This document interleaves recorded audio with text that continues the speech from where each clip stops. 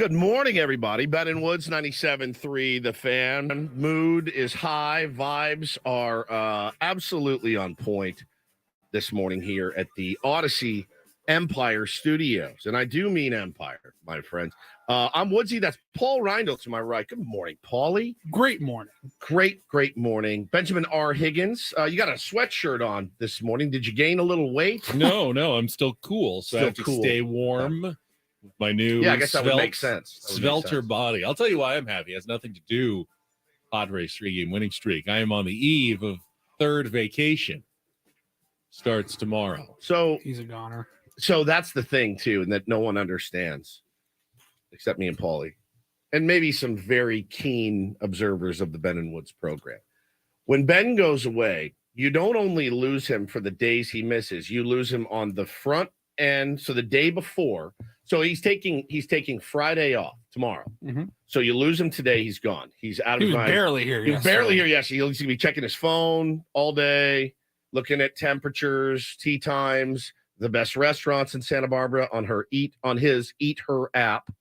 And then you lose him the day after he gets back, I'll say is pretty good. He's pretty good. But the problem with that day is Paulie and I have covered a bevy of topics, and Ben comes in and wants to rehash them all. So Paulie and I have to sit and wear it for that. We just do a lot of wearing it essentially when you're involved. So good morning to you. Good morning. Now, the only issue that I have here is you're pretty much accurate. Yes. I have one concern. I have not even started planning fourth or fifth vacation yet. Right. I feel like I'm going to come back and it's going to be, all right, now what do I do? Well, I don't have another vacation to look forward to like I usually do. Don't, because that's when Vacation Woods kicks into gear. I got a couple days off in August, got a couple days off in September, a couple days off in October. We'll all take some time in November and then probably end up doing the 2 weeks at the end of the year again, because that was really fun being at home for those 2 weeks. That was a blast. No, man, I'm in a great mood. I really am. Last night's game obviously helped, but just feel good. Had therapy yesterday. Therapy is so valuable to me. It's just so good. I was in a weird kind of headspace last week. I was very on edge. I was very explosive, if you will. Things were getting to me more than they normally do, but this week's been great, man. I've been feeling calm and confident. Now that can change the drop of a hat, but my therapist has been a godsend. So I go once a week for about 50 minutes, and I immediately feel better when I leave, and I look forward to it every single week. It's not one of those deals where you're like, oh God, I got to go do this. It's been really great. So highly recommend out there if you need somebody to talk to, get on it. Get on it. Get on it sooner than later. Don't put it off. I had put it off for a long time after being very involved in it. And man, no, not going to get any judgment from me whatsoever. I think it's extremely valuable for us to have someone to talk to and that knows exactly. Like when she explains things to me, I go, that's why. Okay, that's why I do that. And I've been more intentional, and I've been trying to listen and take a beat before I answer, whether it's my wife, whether it's my kids. I feel like I've actually won a couple of arguments at home. I've made some salient points to where my wife has been like, oh, son of a bitch, got me. My problem is after that, I continue to like hammer the point home when I don't have to. I'm the attorney that's like, I strenuously object. I just keep hammering it. No. I object. No. That's overruled. No. I strenuously object. I just keep hammering it after I already get the answer that I want. So I'm working on that. But things have been better in my head. I've been feeling much, much better. So very happy. I'm in a great mood, good headspace, and feeling energetic and fitter and a little bit healthier. So it's good. It's good times. You're just happy because the Padres have won 3 straight. No, your moods swing with our baseball team. I talk about it at home all the time. I go, oh man, Padres have lost 3 of 4. Woods is going to be in a rotten mood at work, and then the Padres won 3. I'm going to get happy, fun, smiling Woods at work. You're like so many fans of the Padres. Yeah, it's part of it. And we're all a little bit that way about our favorite teams, obviously. But I definitely, Paul, back me up here. Don't you feel like his moods swing more on Padres results than at least most people you know? Yes. I feel like I've been better this year. I will say you've been better. Okay. Yes, I have been better. But when you were so far ahead of the pack, even coming down, regressing a little bit, still going to be the leader in the clubhouse. There's no doubt. There's no doubt. It's it is what it is. But again, I'm trying to. That's part of the reason you're in there. You want to make sure you're good all the time, right? You're at least you have some tools that you need to get through things. And I mean, look, I lost my cool last night. That was the day of therapy. It happens. You lose it a little bit, and it's about getting it back and not letting it spiral. That's always been my problem, is that goes into the death spiral. And you're like, I can't get out of this. I'm circling the drain right now, and I cannot get out of it. So it's been very beneficial. I'm in a great mood. Things are going really well on the show and the station and everything else. So things are good. Let's keep it that way. Tell you another reason why we're all in a good mood this morning is we've got something that we're all looking forward to coming up in our 8 o'clock hour.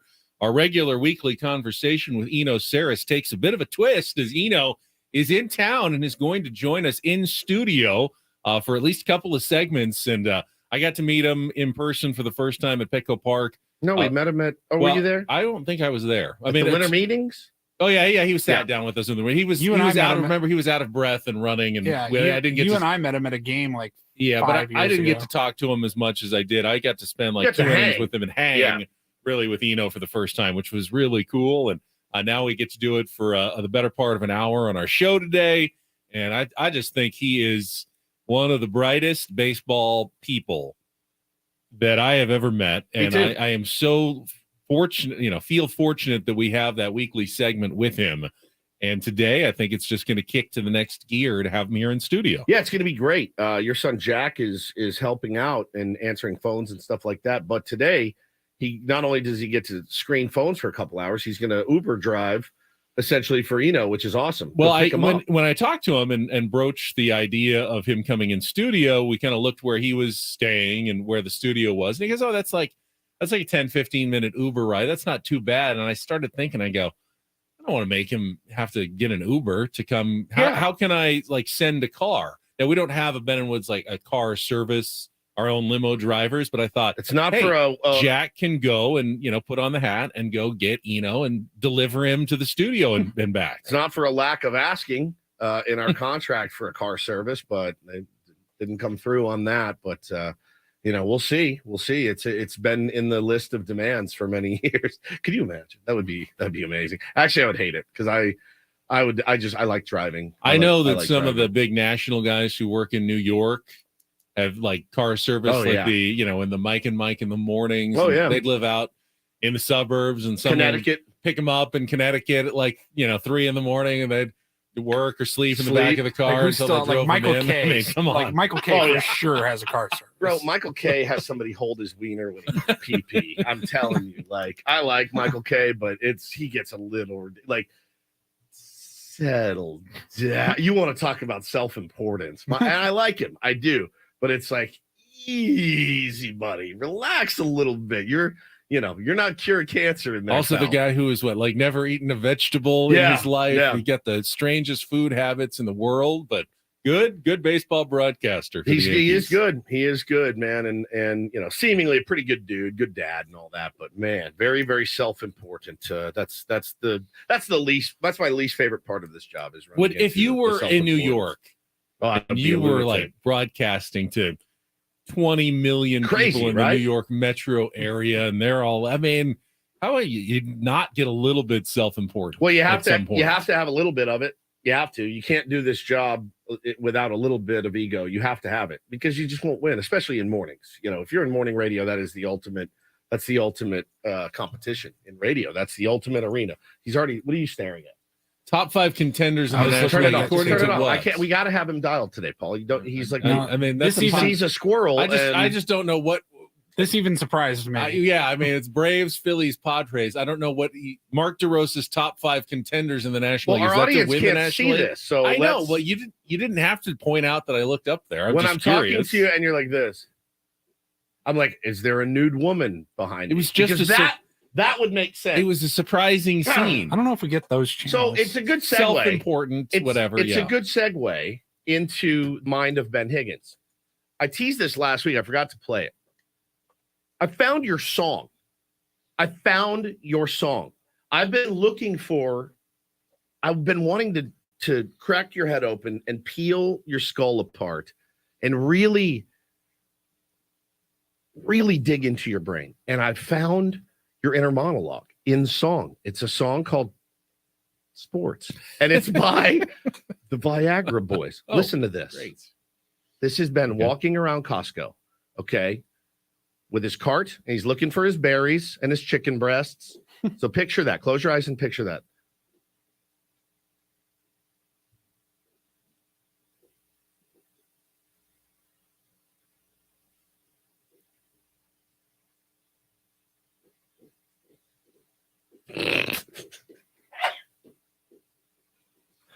Love wiener dogs.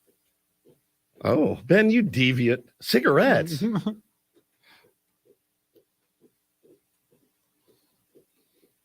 Just all sports. Just more wiener dogs again. So far.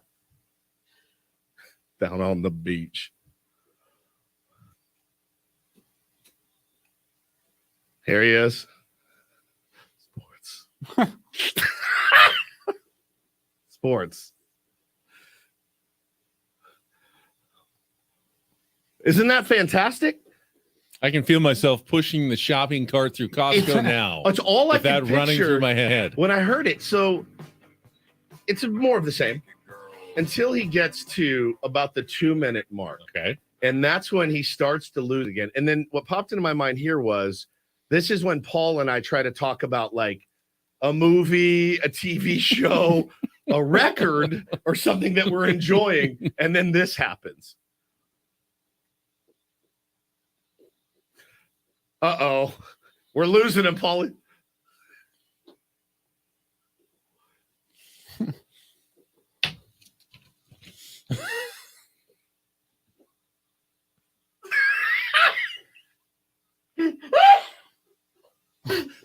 He's losing it. His mind. Sports! Sports!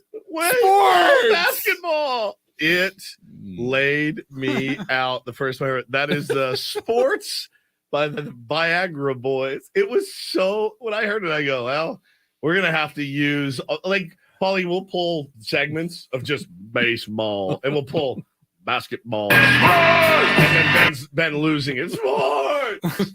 Very, very good stuff. Very, very good stuff from the Viagra Boys with Sports. So we've got the Daily Ditty coming up next. It's my selection.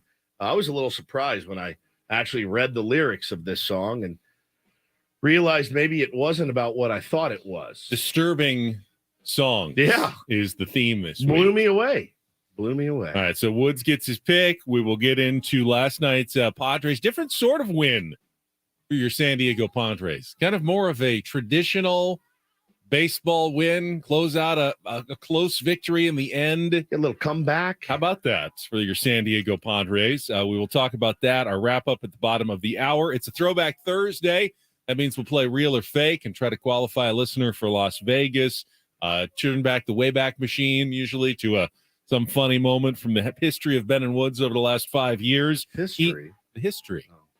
Eno Sarris In-Studio. The history of Ben and Woods. We'll get all of it. He said history, didn't he? I didn't catch that. Okay. I don't know. I may have swallowed it a little bit. We'll see. We've got that coming up next after checking traffic here. Ben and Woods on 97.3 The Fan.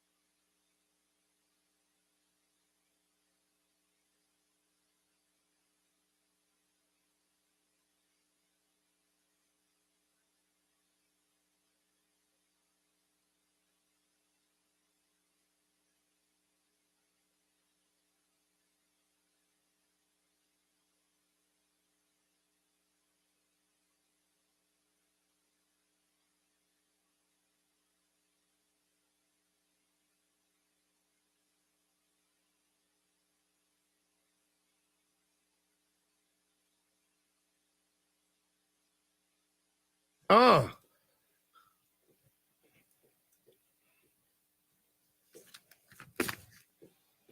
Guy loves pie, man. It's that's why I've always related to this song. Think about that pie sitting on the windowsill, and the windows open and the smoke's coming out of the 4 little squares there in the middle. And how did you gain all the weight? Cherry pie. I love cherry pie.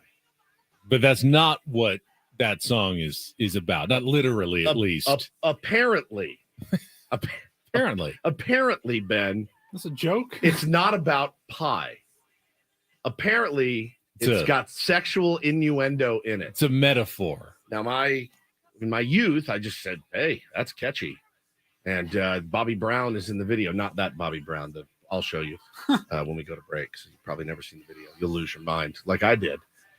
She's my cherry pie. And then I looked at some of the lyrics and I thought, Said, says at one point, should we do Ben Reed's rock ballads? Yeah, come around real quick. Come over here real quick. And that's actually a better. I like when he reads stuff. He is the broadcaster. All right, just start here, right here. All right, turn it down, Paulie. Swinging in the living room, swinging in the kitchen. Most folks don't because they're too busy bitching. Swinging in there because she wanted me to feed her. I mixed up the batter and she licked the beater.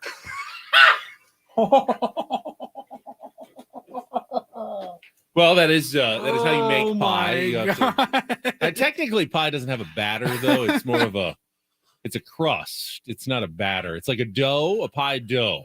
If you could see it, my soul just flew away from me. You did great. You did great. Wow. But yeah, apparently it's not about pie.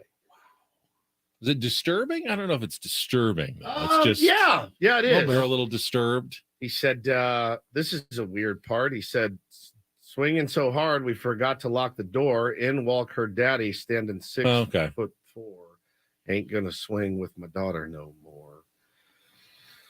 Sounds like a Morgan. It was Wallen never really song. about pie. No, it was never about baked goods, as it turns out. Which who knew? Thank you for that contribution this morning. You're welcome, Woodsy. All right, back to sports. Sports. Actually, I do have a sports comment before I forget and before I leave on third vacation. Good luck to our San Diego Legion rugby team. They're playing for a championship this Saturday. He talks about rugby ball in that song. He does, yeah. And they are playing for the MLR Major League Rugby title this Saturday in Illinois. They're going to take on the New England Free Jacks after winning the Western Conference Finals on Sunday at Snapdragon Stadium over Seattle 32-10. We don't win a ton of championships in San Diego. We have now, if you expand it out, we got the Soccers, and this is probably, in my mind, kind of on that level of a championship. Now, this is the top level, I believe, of professional rugby in America, though. Whereas indoor soccer is, MLS, you consider maybe the top level of soccer in America. I think this is as good as it gets for outdoor rugby in the United States. So they win that. San Diego brings home a very rare title this weekend in MLR. MLR is what it's called. MLR, Major League Rugby. Yeah.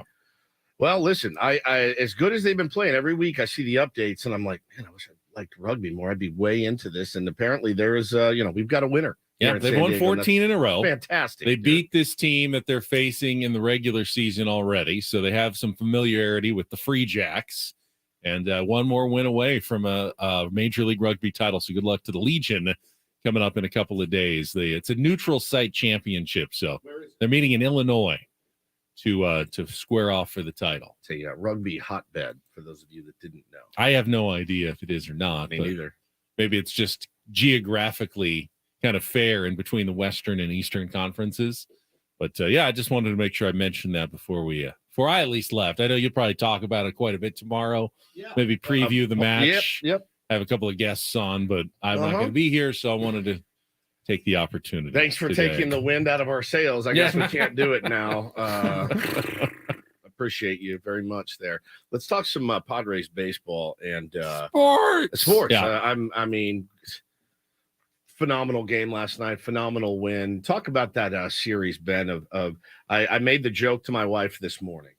Am I correct in remembering in this 3-game series, Shohei Ohtani did not get one single hit. 0 for 10 with 2 walks. Longest hitless streak of the season for Shohei Ohtani. Also got roughed up pretty good on the mound. Yep. Got the first player to ever have 3 extra base hits against him when Jake Cronenworth did it. And the first time he's ever given up back-to-back home runs when Xander and Jake teamed up for that. Is that this your king? Okay, fine. That's one take of this your king. The other take is, how scary is Petco Park? It takes the best player in the world. Maybe, no, not maybe. The best player we've ever seen and says, oh, no, where are you? You're here. I think that's selling it a little short, actually. Petco Park does have an effect of depressing hitters. Don't even answer. It's not like Shohei hit 3 warning track flies that would have been out anywhere else. That's not what I mean. I mean, when your feet, the Petco curse, when your feet touch the grass, some ability may drain out of you that you had previously. I'm not saying, he got Petco'd 9 times. I'm saying he came up there and looked like... It's like in Space Jam when they all touch the basketball and their powers. Yeah, I've never seen it, but I'll take your word for it. But probably should. It's like in Field of Dreams when he walks onto the gravel and he turns into a doctor.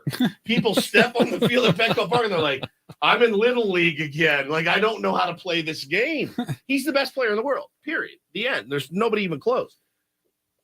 Never had an 0 for 10. Comes here and he's like, it's weird. It's weird. That's a weird. We would have all said, hey, let's set the over-under on one hit in the series for Shohei Ohtani. I would have put $50,000 on the over. $50,000. It wouldn't have cashed. Can you imagine?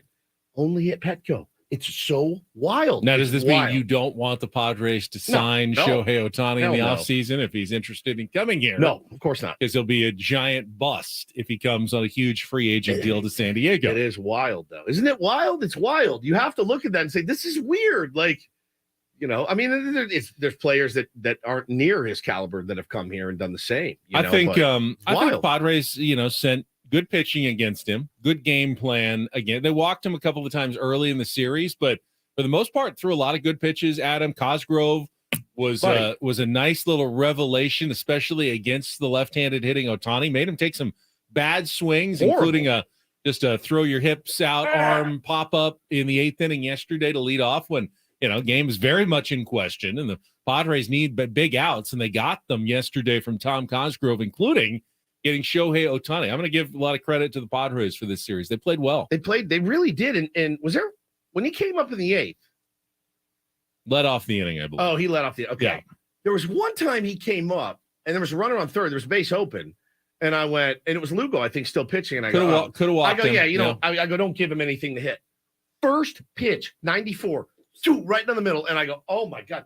That to me says, all right, we're seeing, we can get him out. And he's not expecting an 94 mile an hour cookie down the middle. What a great pitch from Lugo.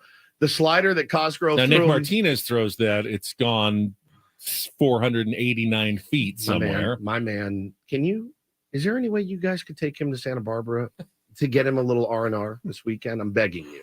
He gets his R&R next week at the All-Star break. Maybe Jack can stay here and fill in for you, and Nick Martinez jumps in his spot in the car with us and goes on vacation because he needs a little bit of a breather right now. We'll get into all that. And then we got our Padres wrap-up coming up next. The interesting and unexpected usage of Josh Hader for a third straight day in the 9th inning. The Padres, the big hits that they got in the game yesterday. We will wrap up the first 3-game sweep by your San Diego Padres this season. We'll do that coming up next on our Padres wrap-up with Bennett Woods on San Diego's #1 sports station, 97.3 The Fan.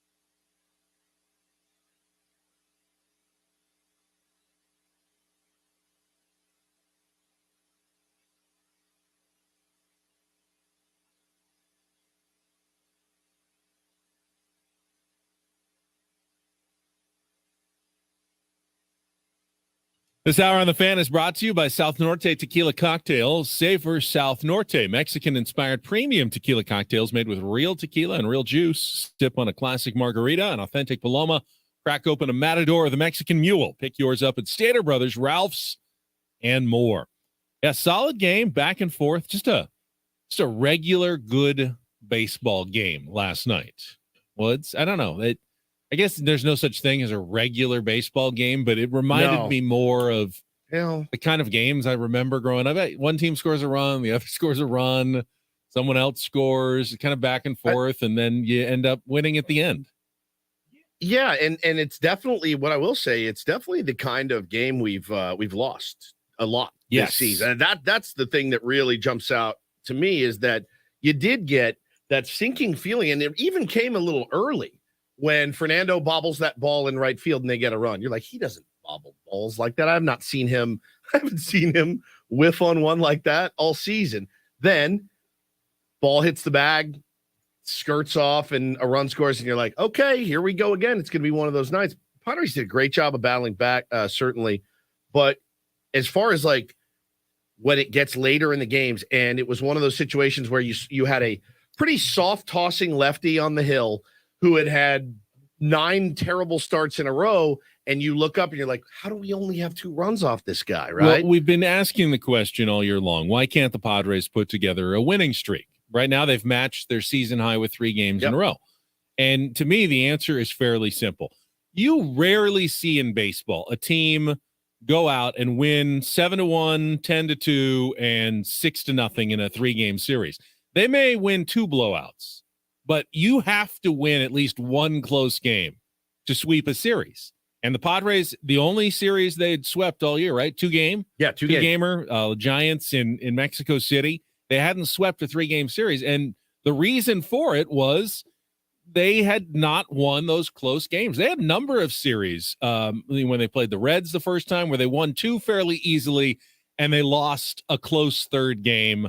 They couldn't pull off the sweep. Whether it was the first game or the second game or the 3rd game, doesn't matter. They were losing that close game, and they were winning a couple of games kind of handily. Yeah. And they finally were able to win one of those close games, and now they have a sweep. Now they can go for a 4-game winning streak tomorrow when the New York Mets come to town. Yeah, it was. You'd love to see more guys get knocks and stuff, but hey, man, Nando and Manny did everything we needed him to do. Xander with that little, nubber gets the winning run home, and Josh Hader, credit to him for pitching his 3rd day in a row. Well, let's talk about it. We'll get to our Padres wrap-up, the highlights from Jesse and Bob last night calling the game here on The Fan right after this check of traffic. The premier Cadillac of Carlsbad Traffic Center, part of the Premier Auto family. Here's Kelly Danek. Traffic is sponsored by Premier Chevrolet of Carlsbad. Still looking pretty good on our roads this time, guys. Just watch out for some debris reported in middle lanes along eastbound 8 right before the 5. Coach Quintero and Joe Musgrove's Choice, they're a different kind of dealership looking to be a solid community partner and deliver excellent service. Premier Chevrolet of Carlsbad. Chevrolet, find new roads. I'm Kelly Danek with Ben & Woods, San Diego's #1 sports station, 97.3 The Fan.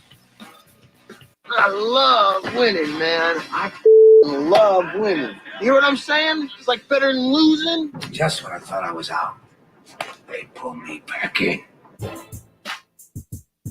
Miss any of yesterday's Padres game? Did you catch a game last night? Well, we've got you covered. Thank you. It's the Padres Wrap-Up with Ben & Woods.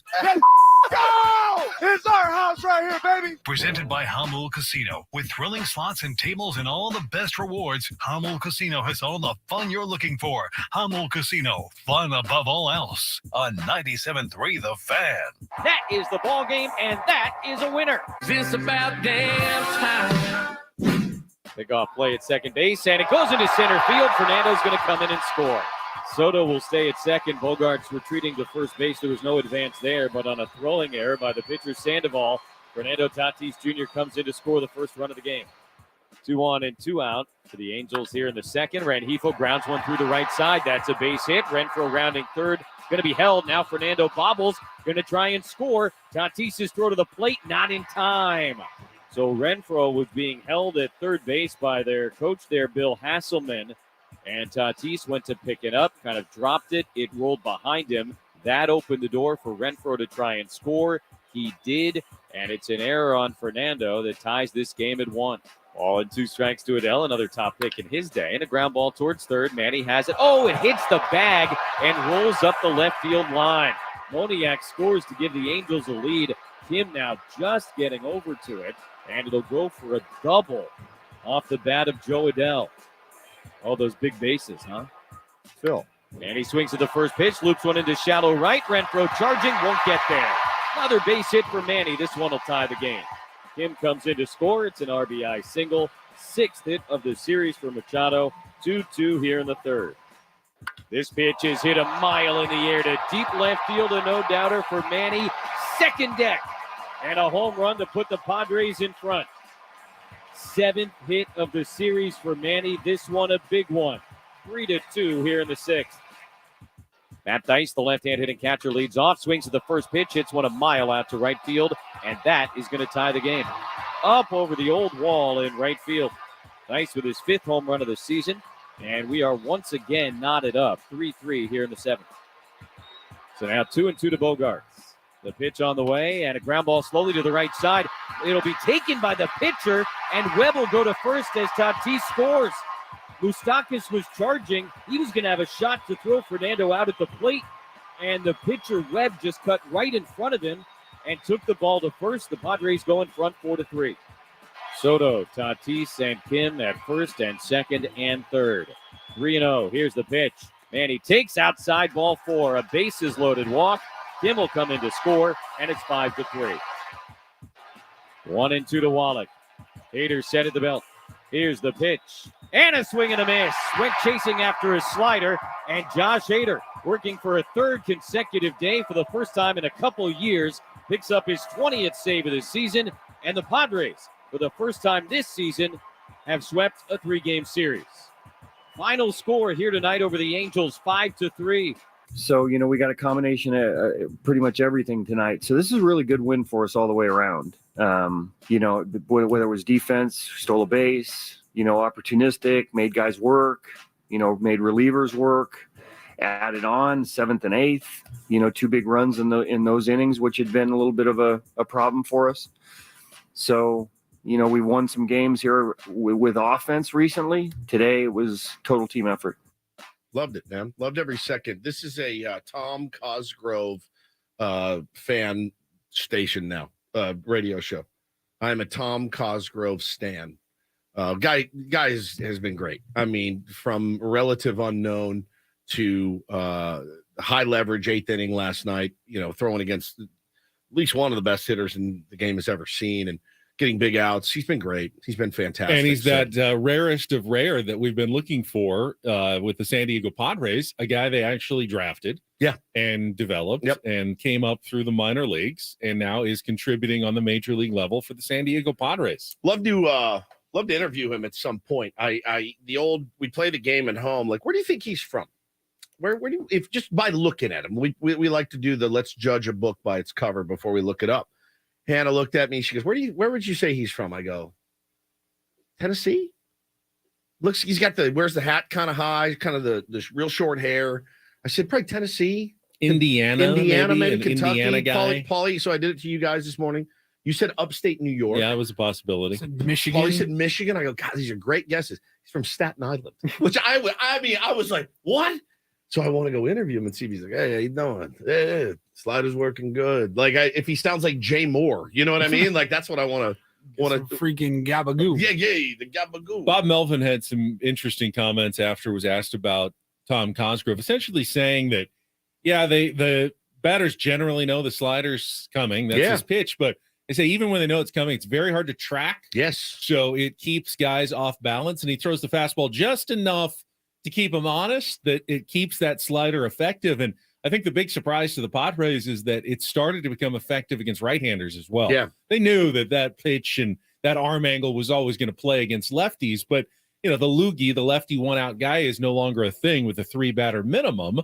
So you have to be able to pitch against righties now in baseball, and they weren't sure that Tom Cosgrove could be that guy, but now he's had a couple of at-bats where he's had to face righties like Moustakas and has gotten them in big spots, and now is turning into a higher leverage reliever for the San Diego Padres. Well, and conversely, as we kind of alluded to in the last break, got some numbers on Nick Martinez, Benny. I mean, it's I don't know what's going on with Nick Martinez. The control was not there. Is it overuse? Is it wrong role? Is it just that 2-week lull that most pitchers, relievers go through at some point during a season? I mean, you can't dismiss that possibility that he bounces right back after the All-Star break and is Nick Martinez again. But right now, he is. It just feels like bad things happen when he comes into the game. Yeah. You used to feel this great sense of confidence when Nick would take them out. One thing, I was texting with our pal Craig Elston last night, and he was kind of not complaining. He was, we were just debating on the use of Nick Martinez, and he said it's annoying some of the player usage. He's a decent long reliever, 6th starter. He shouldn't be in the 7th through 9th unless he has to, or he's pitching great. While I do tend to agree with that, I think the other thing can be true is that Bob Melvin, who was Nick Martinez's manager last year, went to Nick Martinez for massive, massive outs last season. So he's going to put guys in that he trusts. Yes, if you're the manager, you want to get on the phone and call somebody that you trust. Now, Nick has lost a little of that trust recently. It's tough, though, because... But who else are you... we don't have high leverage guys other than Josh Hader, and then now maybe Tom Cosgrove has slid into that role. Garcia's not it. Homerwell's not it. The other guy, Tim Hill's not it. So if I'm Bob Melvin, I'm like, well, Nick says he's good to go. He's gotten us out of some big jams before. And by the way... yes, he gave up the homer on the first pitch. And yes, he walked the next guy on 4 pitches. And yes, my hair started to fall out watching it. He did minimize. Got out of there with nothing worse than a tie. And the Padres were able to come back. But this has been a few really, really poor outings in a row for Nick Martinez. So now if you're Bob Melvin, you're like, I've got him. Is he now? Do I mop him up? Do I mop Garcia up? Do I mop Honeywell up? Do I mop Hill up? Do I mop Carlton's on the IL? Do I mop 6 mop-up guys to choose from and Josh Hader? It's not the best recipe for success. It's just not. It's tough because Melvin obviously trusts him, like for all the reasons you just said. He's earned a lot of that. You signed Nick Martinez. We all assume there was discussions had of, hey, we want you to be a starter, but It's kind of a wherever we need you sort of thing, at least this season. He's been great at that. If you wanted to stretch him out to be a 6th starter, to be a guy, if Musgrove or Darvish, somebody gets hurt and you wanted to move Nick Martinez into that starting rotation, you need him to be more long relief, not 8th inning high leverage. Exactly. That's not gonna stretch him out at all. The potential good news is that you got the All-Star break coming up, and everyone gets a chance to rest their arm, reset, and hopefully, everyone comes back looking more like the Pen of old. Martinez, Hill, you get a couple of those guys back. Plus, Suarez, is on rehab assignment and could be rejoining the team soon. You've developed Cosgrove into something that feels like can be a good, maybe a 7th inning option to get to Suarez, to get to Hader. You can afford to move Nick Martinez back into that longer role if that's going to serve him better. Padres could look quite a bit different in the bullpen in the second half of the season compared to the first half of the season.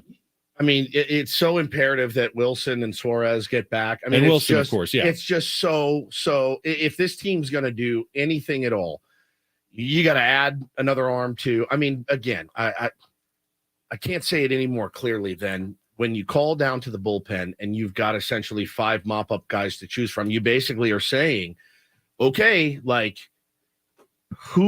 Ruben, who looked the best in warm-ups today? Like who do you have? Like it's got to be a feel thing at this point because, you saw Garcia come in the other night in a low leverage and they're trying to work him back in and he does have good stuff.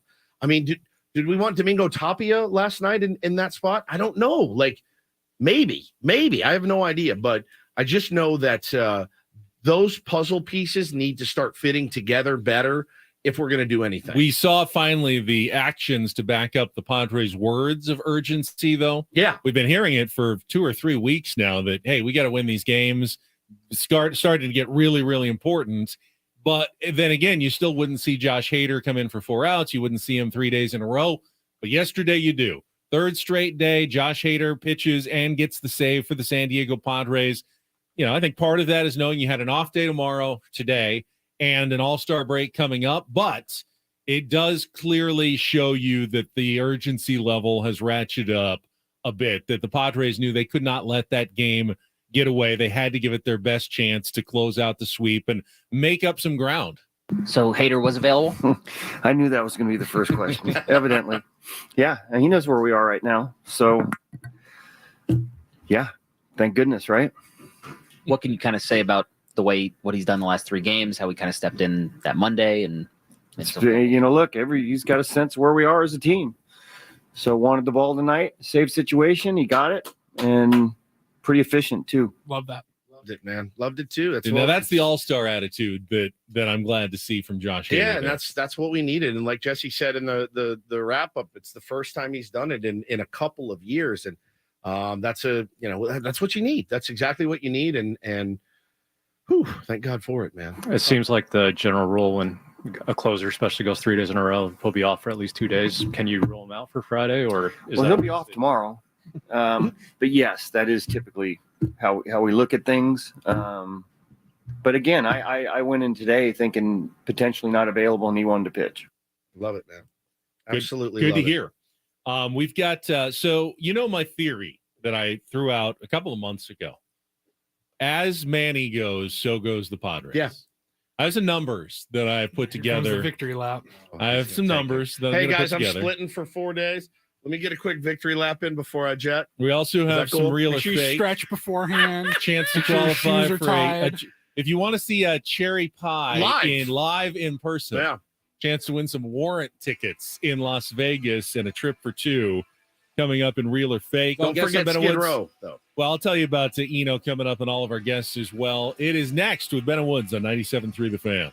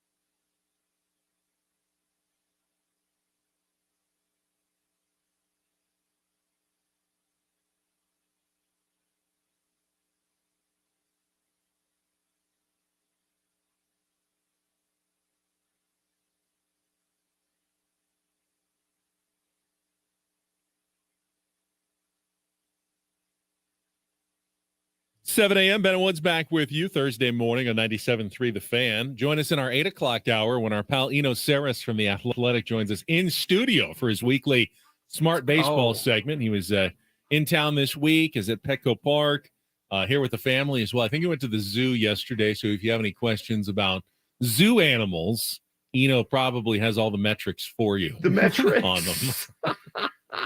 Yeah, what I did is I measured cheetahs 40 times. I measured the top speed of the cheetah and versus the gazelle. And what I found is now he's brilliant. They're all slower than Ellie De La Cruz. That's exactly right. What they found. All guests on Ben Woods appear on the Premier Chevrolet of Carlsbad fan hotline. Save money the right way with Premier Chevrolet of Carlsbad. Visit them today in the Carlsbad Auto Mall. Chevrolet, find new roads. Got Real or Fake coming up in a couple of minutes. 833-288-0973. I will admit, when I threw it out to begin with a couple of months ago, it was more of a feeling, like a theory, like this feels very true to me, that the Padres have a number of talented superstar players who have an impact.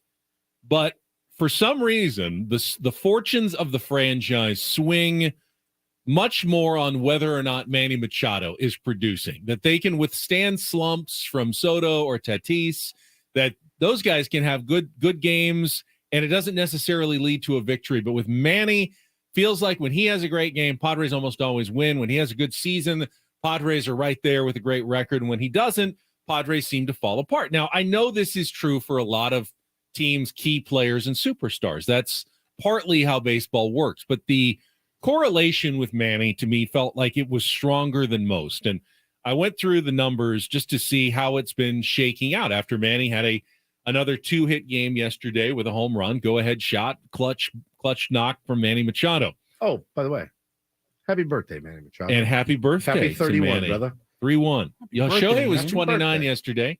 Yeah. Manny, 31 today. So I decided, well, let's make that the dividing line. 2-hit games. How do the Padres fare in 2-hit games? So I went through Tatis, Soto, and Manny, just those three, to see what their record was when those guys contributed. As you can imagine, have a winning record when any of the three of them have a 2-hit game. When Tatis has a 2-hit game, Padres are 10-7, I believe I saw. When Soto has a 2-hit game, Padres are 12-9. When Manny has a 2-hit game or more, Padres are 16-5. That means when Manny gets 1 or 0 hits, the Padres are 25-41. There's just some teams have those guys, man, and they tell those guys, you go, we go. That's just how it is. Bats in the middle of the order. Yeah, not necessarily always the guy you think of. Maybe it's Fernando Tatis at the top. Hey, you go, we go. Now he's been a spark plug anywhere he hits, obviously, but you're right. With Manny coming on a little bit of late, showing a little more power, he's always picked it. He's been picking it all year. But man, that bodes well for the San Diego Padres. And again, I a month ago when he was just dying, and I heard him in the post game last night with Sweens and Pomerantz, and he was saying, look, it's the process. We're going to continue to trust the process. I've never seen a bigger believer in the process than Manny Machado. And again, like he's proving. Joel Embiid is like, hey, settle down. Relax with the process. It's so true though for him. And I don't want this to sound like a knock on Juan Soto. He is a phenomenal baseball player and very valuable. But we've seen the Padres withstand Soto slumps. Yes. First month of the season, Padres played above 500 ball, and Juan Soto was in the torture chamber. Yep. Was doing nothing at all. But they could win without Juan Soto. When Manny starts slumping, the team just starts falling apart around him. When Manny starts hitting, the team seems to play better. It's just got that direct correlation that to me makes Manny the heartbeat, the true valuable MVP of your San Diego Padres when he's playing well. How were they 500 through the first month? They were there a game above 500 in April. They withstood a Soto slump and a Manny slump. They did. Xander was great. Xander was getting on base. Tatis wasn't there for 20 of the games. Yeah, right. I mean, that's what I'm saying. God, I guess we should be giving them more credit. Maybe I didn't look at Xander's numbers. Maybe Xander's really the guy who. I mean, you look in the first month he played well, and they did okay. Feels like he's been swinging it last much couple better. of weeks. He's been swinging it better. Padres have been playing. Maybe Xander's the guy. I need to go through his numbers I didn't really check his, but run it back, run the same metrics. Because my Manny theory went all the way back to when he joined the Padres, and even back to like the Orioles seasons. I looked at his numbers wherever he has been, and that always seems to be the case. And I haven't quite correlated it with Xander as much, but does feel like the Xander turnaround here has had a big impact on the Padres as well. No question about it. The loved the picture that I saw last night of Manny. Arms crossed, Tatis putting the fake crown on his head. I thought that was great. Nice to see those cats. I don't want to say spit in the face of many rumors going around right now about, a lot of discord going on in the clubhouse right now. But sure, it's always fun to see. And again, winning cures a lot. It sure cures a lot. Now, remember, the Padres got a little bit of a break with Manny at the plate as well in the 7th inning. Big time. Had first and second, and Manny faced a full count. Got a pitch, looked pretty much right at the knees, lit up the dot on the zone. It was kind of half in, half out of the zone, but home plate umpire did not call it a strike. Manny walked, set up Xander Bogaerts for his little nubber RBI ground out between the pitcher's mound and first base. Phil Nevin, as you would expect, he lost his mind and ended up getting ejected by Jerry Lane there during Xander's at bat. He actually picked a pitch that was low and out of the zone when he finally, lost his cool, but he was really mad about the Manny at bat. There were two right there at the knees, kind of just where the ball just ticked the bottom of the zone. Both of the calls went against the Angels and for the Padres there, but had a big effect on the game. Phil Nevin actually said after the game, I saw it on ESPN last night, not saying it cost us the game, but we might still be playing right now if, those calls hadn't gone against us. So, Phil Nevin, that's Phil. It's a timing thing, and I love Phil Nevin too. I think he's awesome, but he was horrible all night, both sides. I mean, he was brutal, as most of them are, both sides, and like egregious. That one was a very, very close call.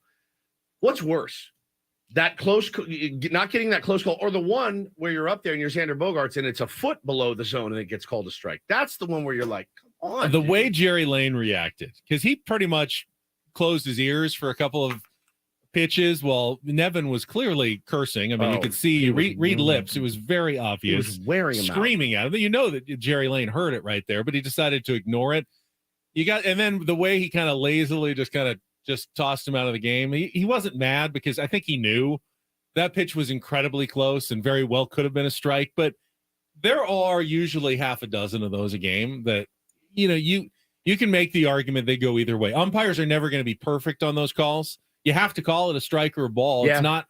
They're not all obviously in the zone or out of the zone. And that one to Manny was one of those that, yes, it lit up the zone, but until you have an absolute definitive eagle eye in the sky camera zone, the umpires are going to miss some of those. You just hope they don't miss the ones that are 6 inches out or 6 inches low. Those are the ones you're like, the wrong way. Those are the ones where you're like, are you watching the game? Because the ball's 3 balls off. It's terrible. I've just resigned myself to the fact that it's going to be bad both ways most nights. So haven't been getting that upset at the umps. It's just been consistently bad this year. Since I have a couple of times complained about the umpires when it went against the Padres this season. Last night, a little evening of the scales for the 2023 San Diego Padres is a moment when in their favor. No doubt. Needed that one. All right, let's see if we can qualify a listener for a trip to Las Vegas. It is time to play Real or Fake. It's a throwback Some Thursday. are here for the compelling sports talk with Ben and Woods. Yeah, you can go plow through another donut. It's time for Real or Fake on 97.3 The Fan. Tell the people what they'll win today. All right, we got some contestants online. Let's go with Paul. Paul, you got in first. Congratulations. You were going to play Thank you. Real or not you, Paul. If you want tickets to Warrant and Skid Row, you're going to have to get them yourself. And you can sell them to me. Real or Fake is brought to you by Home Turf. Save time and water with pet-friendly, always green grass, and get a free consultation by calling the team at Home Turf at 888-4SD-TURF or go to sdhometurf.com. Is it real or is it fake? You will ask about your Home Turf grass. All right, Paul, you ready to go?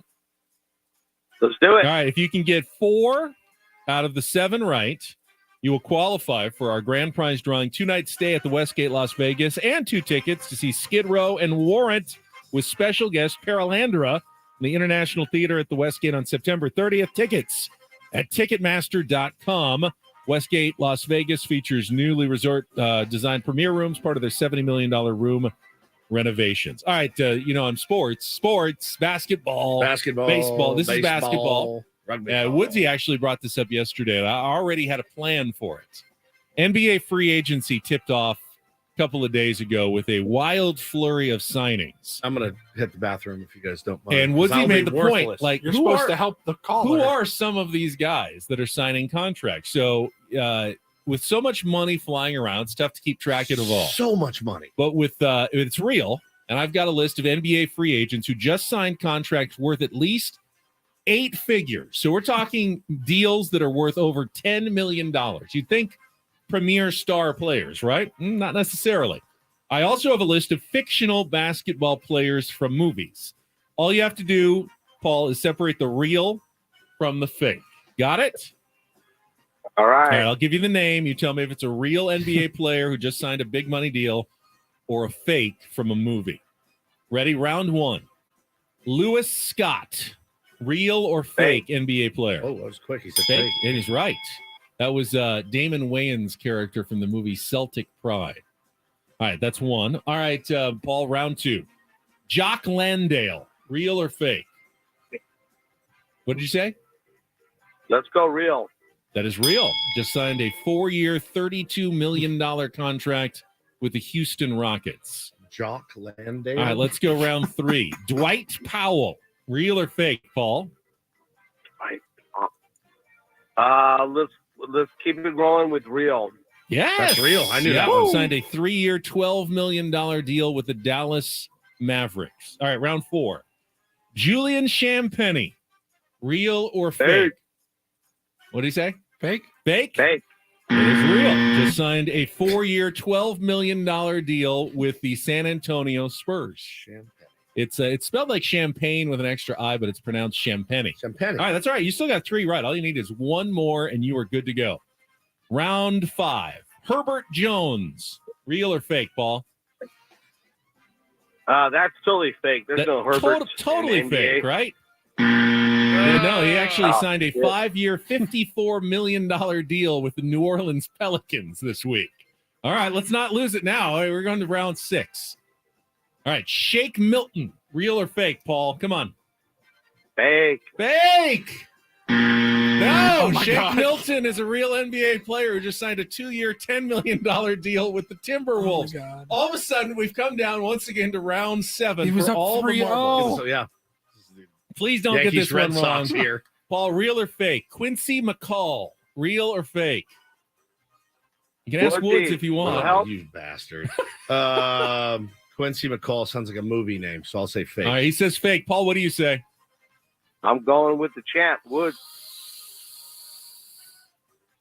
Yeah! That's how we do it. Congratulations, Paul. That is Omar Epps' character in the movie Love and Basketball. Love and Basketball. Great movie. Such a great And movie. by the skin of your teeth, Paul, you have won real or fake and qualified for the trip to Las Vegas. I'll see you there, buddy. Congratulations. Me and you, Warrant, Skid Row. If you Skid Row win. and Warrant in Las Vegas. Thank you for playing, Paul. All right, we'll come back and do a little don't do this action. And I used to like Davey Martinez. He had the I'm glad we're going to talk about this. he put the it happens to the best of us. I've done it. This You've is done a it. double don't do this. Paulie's I think, for done it. Davey. We've all put the clown nose on from time to time. Last night was Davey Martinez's time with the clown nose. And a bit of a Buck Showalter NLCS or NL Wildcard Series vibe to the whole situation last night as well. Very interesting story. Get to next on Don't Do This. Coming up next with Ben and Woods after a check of traffic here on 97.3 The Fan.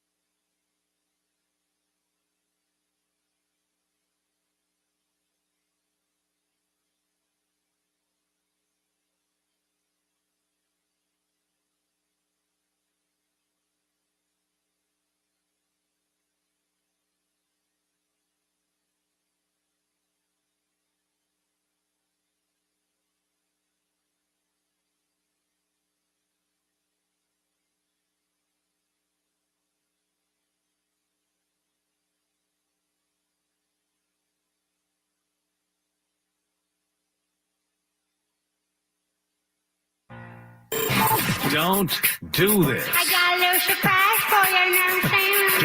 Don't do this. Listen, if I've said something bad, I mean, tell me I'm a bad boy. Just tell me I'm a bad boy. Why? Just why? I get the argument. You don't have to explain it to me. I'm not a moron. Let me tell you why I am a dumbass.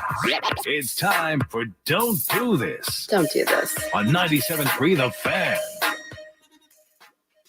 All right, we got Eno Sarris in studio next hour. Right now, though, our stories that make you shake your head. And Woodsy's going to kick us off with a really good one from baseball last night that reminded me of Joe Musgrove against the Mets in the playoffs last year. Just a touch. Yeah, very much so. It was one of those moments, man. This kid has captivated baseball since his call up. Ellie De La Cruz from the Cincinnati Reds. We just got a good look at him. He is something to behold and has really, really sparked the Cincinnati Reds this season. So Reds Nationals last night. He steps up to the plate, and this happens. Paul. He played the first part. And Ellie De La Cruz is now going to be. He's going to have his bat looked at. A bat check of De La Cruz on the knob end. Does he have some kind of device augmenting attached there that he's not allowed to have? It's probably a jetpack. That's just to keep him on the ground so he doesn't go into the atmosphere. It almost looks as if our umpire is saying, I haven't seen that before. Oh. Are they even uncertain about the legality or purpose of that knob? They conference up. Now, De La Cruz used this yesterday. Adrian Johnson, the second base umpire, is our crew chief. Quinn Walcott is on the plate.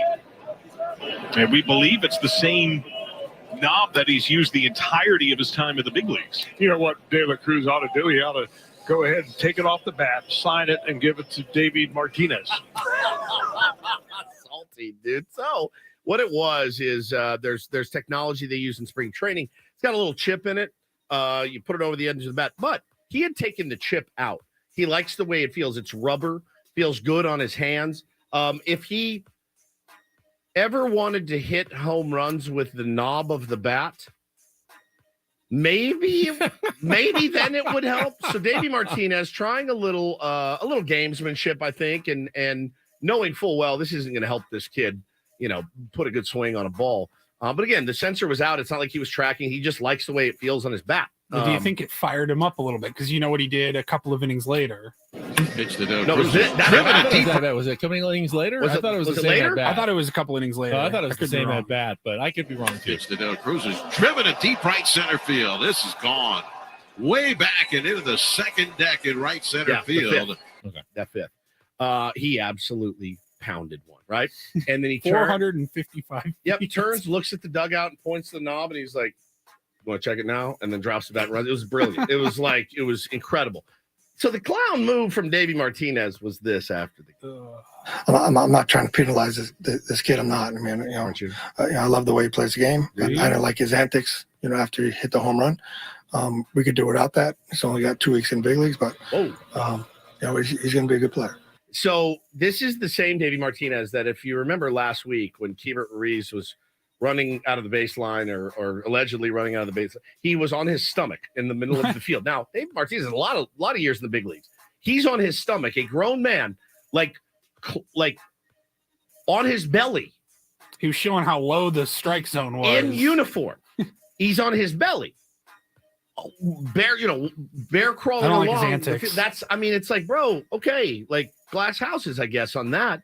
Is it okay because he's got many years in the big leagues? Once you have many years in the big leagues, you can crawl on your belly in the middle of a field. We could do without that. He's only got 2 weeks in big leagues, but he's going to be a good player. Bro, and again, you're the one that called him out for a rubber knob on the knob of his bat. So this is why it reminded me of Joe Musgrove when Buck Showalter went out, had him check his ears, and the umpires didn't find anything. Joe came back, struck out, got out of the inning, gave his little salute as he walked to the mound, like, hey, you know what? You show me up, I'm going to show you up too. Right back. 100%. I think Ellie De La Cruz very much within his baseball rights, even not showboating, but within your rights. When someone calls you out, potentially accuses you of cheating, and you then come back and strike with a vengeance with a home run, it's almost expected that you're going to maybe turn and give him something back. Like, in no world is there anything wrong with that. Davey Martinez says that. Davey said the kind of same thing as Buck. Well, no, I respect Joe, and you know, it wasn't anything personal. You know, it was just a game situation. We needed to do it there, and Davey kind of went the same track. I don't know, nothing against, just wanted to check the bat there. But he had to get his little. I don't like his antics. He's only had 2 weeks in the big league. Something tells me De La Cruz. At least Buck didn't say. I didn't like Joe's antics walking off the mound. Yeah, something tells me. Buck pretty much admitted. Yeah, we were just trying to throw him off. Yeah, he did, at least to his credit. Something tells me Ellie De La Cruz is going to have more than a couple weeks. He apparently, Paul, I have more in the Reindl Report, but he apparently turned down an invitation to participate in the home run derby in Seattle next week. They wanted him, but he said, no, not yet. Yeah, I like Interesting. that. All right, this Don't Do This story comes from the New York Yankees, where reliever Jimmy Cordero, who actually had been having a pretty good season for the Yankees, not one of their more famous guys, but was suspended for the remainder of the 2023 season for violating Major League Baseball's domestic violence policy, which covers, domestic violence, child abuse, and sexual assault. Now, here's the interesting thing. Baseball often gets accused of responding to the public pressure, and, we saw the Trevor Bauer case. There's been a few others, Sam Dyson, Jose Torres, Hector Oliveira, Domingo Germán, obviously, another Yankee who's been suspended. We don't know. It's, has been an investigation by MLB, but they haven't released what they found. And I don't believe there's been any reporting like what was going on that they discovered. So they kind of unearthed this on their own and then took, punitive action yesterday against Jimmy Cordero, suspending him, obviously something pretty serious for the rest of the baseball season. But the details on this remain very thin. Baseball keeping it behind closed doors at the moment. When I saw this pop up yesterday, I go, who the fudge is Jimmy Cordero? I'd never heard of him before. But yeah, good for them. And now that you got Domingo Germán on the team, Jimmy Cordero, that's not what you want to be known for. Certainly something you do want to be known for, though, being the all-time leader at your home ballpark in home runs. That's something mega doo-doo. That's something that would make you very happy. If you have the most home runs at your home ballpark, and the birthday boy himself, Manny Machado, turns 31 years old today, Ben. Last night hit that go-ahead blast in the 6th inning, and now that moved him into sole possession of first place in the home run leaderboard at Petco Park with 66 home runs, passing the mark set by Adrian Gonzalez. So, the cool thing is they asked him about it after the game, and he said, they go, were you aware? And he goes, yeah, there's no way I couldn't be, because Will Myers, it's all he talked about last year. He had more than Manny, and he's like, it's the only thing I have over you. Don't take this away from me. And Manny's like, sorry, bro. Like, that record's going down, and it's going down hard, and we need to see, and we will see many, many more before he hangs him up. Who do you think has hit the most home runs all time at Yankee Stadium? Good one. I mean, like Yankee Stadium, the new Yankee Stadium, old Yankee Stadium. Old Yankee Stadium? Old Yankee Stadium. Babe Ruth. That's what I would have guessed as well. That is not the answer. He hit 259 home runs at Old Yankee Stadium. Mickey Mantle hit 266 home runs at Old Yankee Stadium. But the most home runs by a single ball player at one ballpark in Major League history, Mel Ott at the Polo Grounds hit 323 of his career home runs at the Polo Grounds. Those fences like 600 feet out. Yeah, 520 to the power alleys. And then second most, 480 down the line. Sammy Sosa at Wrigley Field with 293, just 3 more than Ernie Banks at Wrigley Field in his career. Well, congratulations to Manny Machado. Happy birthday, Manny Machado. Stay hot, Manny Machado. Enjoy your day off today. And we love you. Happy birthday, bud. And that is Don't and Do This for a Thursday. That was Don't Do This with Ben and Woods on 97.3 The Fan. All right, we'll come back. We're seeing, we talked about it with Josh Hader's third straight appearance, sense of urgency from the San Diego Padres. If you want to join us, we're also seeing it from the managerial decisions this weekend. We can talk about it. You can call us 833-288-0973. We're getting ready for Eno to join us in studio coming up in our next hour as well. Looking forward to all of it. Don't go away on San Diego's #1 sports station, 97.3 The Fan.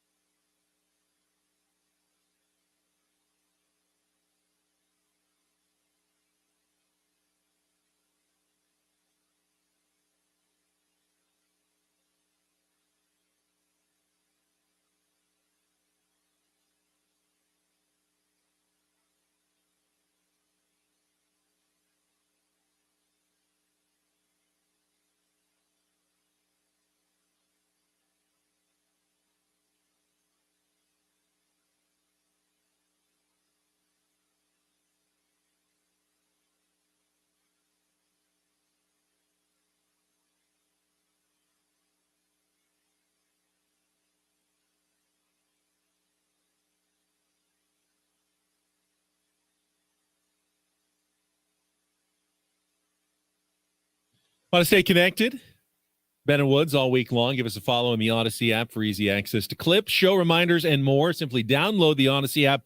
Follow Ben and Woods to listen to us no matter where you are. You know, you should listen to the Odyssey app is our boss, Adam Klug.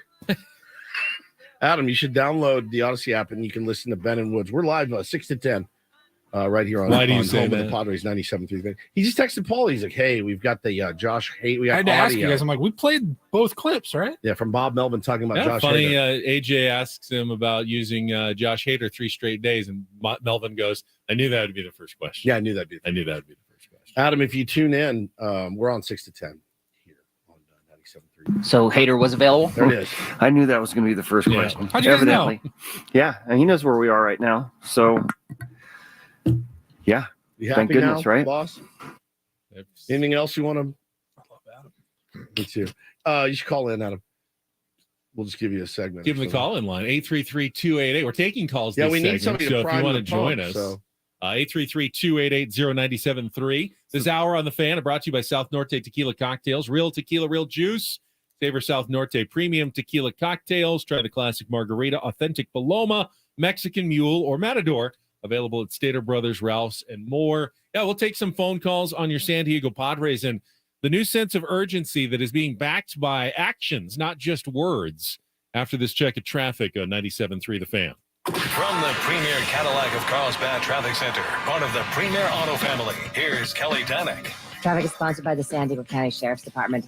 Got a collision on southbound 125 before Fletcher Parkway. A couple cars involved. They're over to the right shoulder. The San Diego County Sheriff's Department is working hard to keep San Diego safe. Is now hiring. The Sheriff's Department offers rewarding careers with growth and has an opportunity for anyone with integrity that wants to make a difference. Go to joinsdsheriff.net to learn more. That's joinsdsheriff.net. I'm Kelly Danick with Ben and Woods, San Diego's #1 sports station, 97.3 The Fan.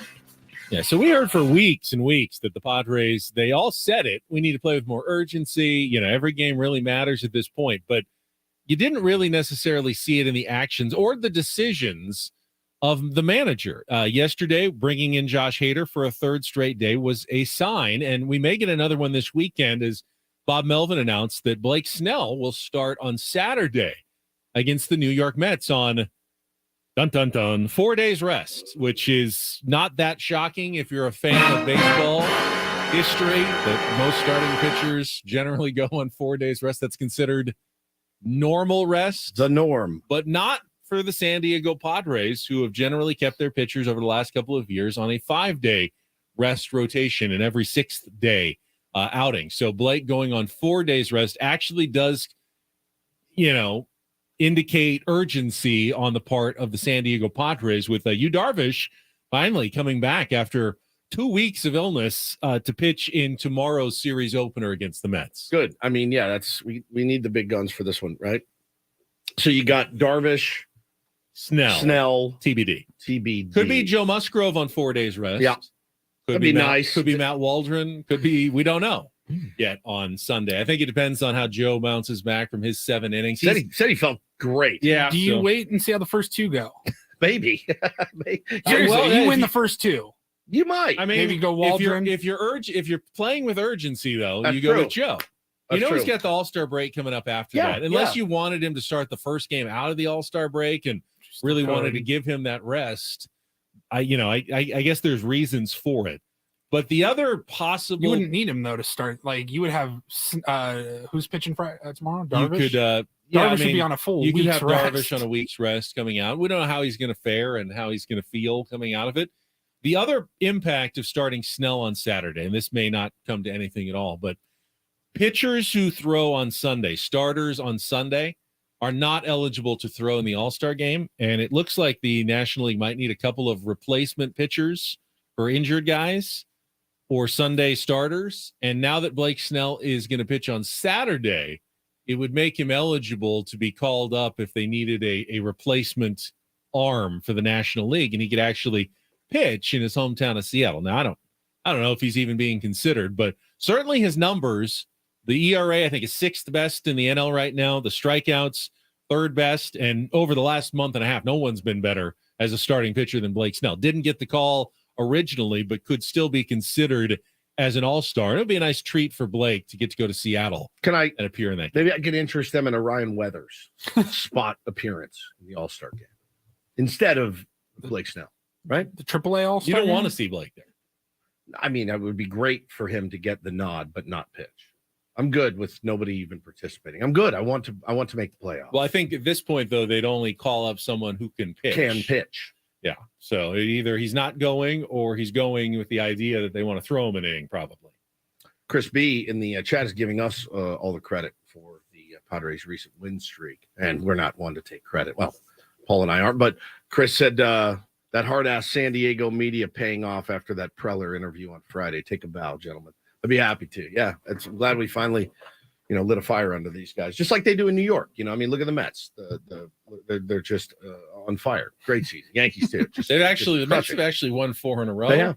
Yeah, and are playing some better baseball. Of course, right before the San Diego Padres host them for 3, they have started July on a hot streak here. Something the Padres have yet to do this season, win 4 games in a row.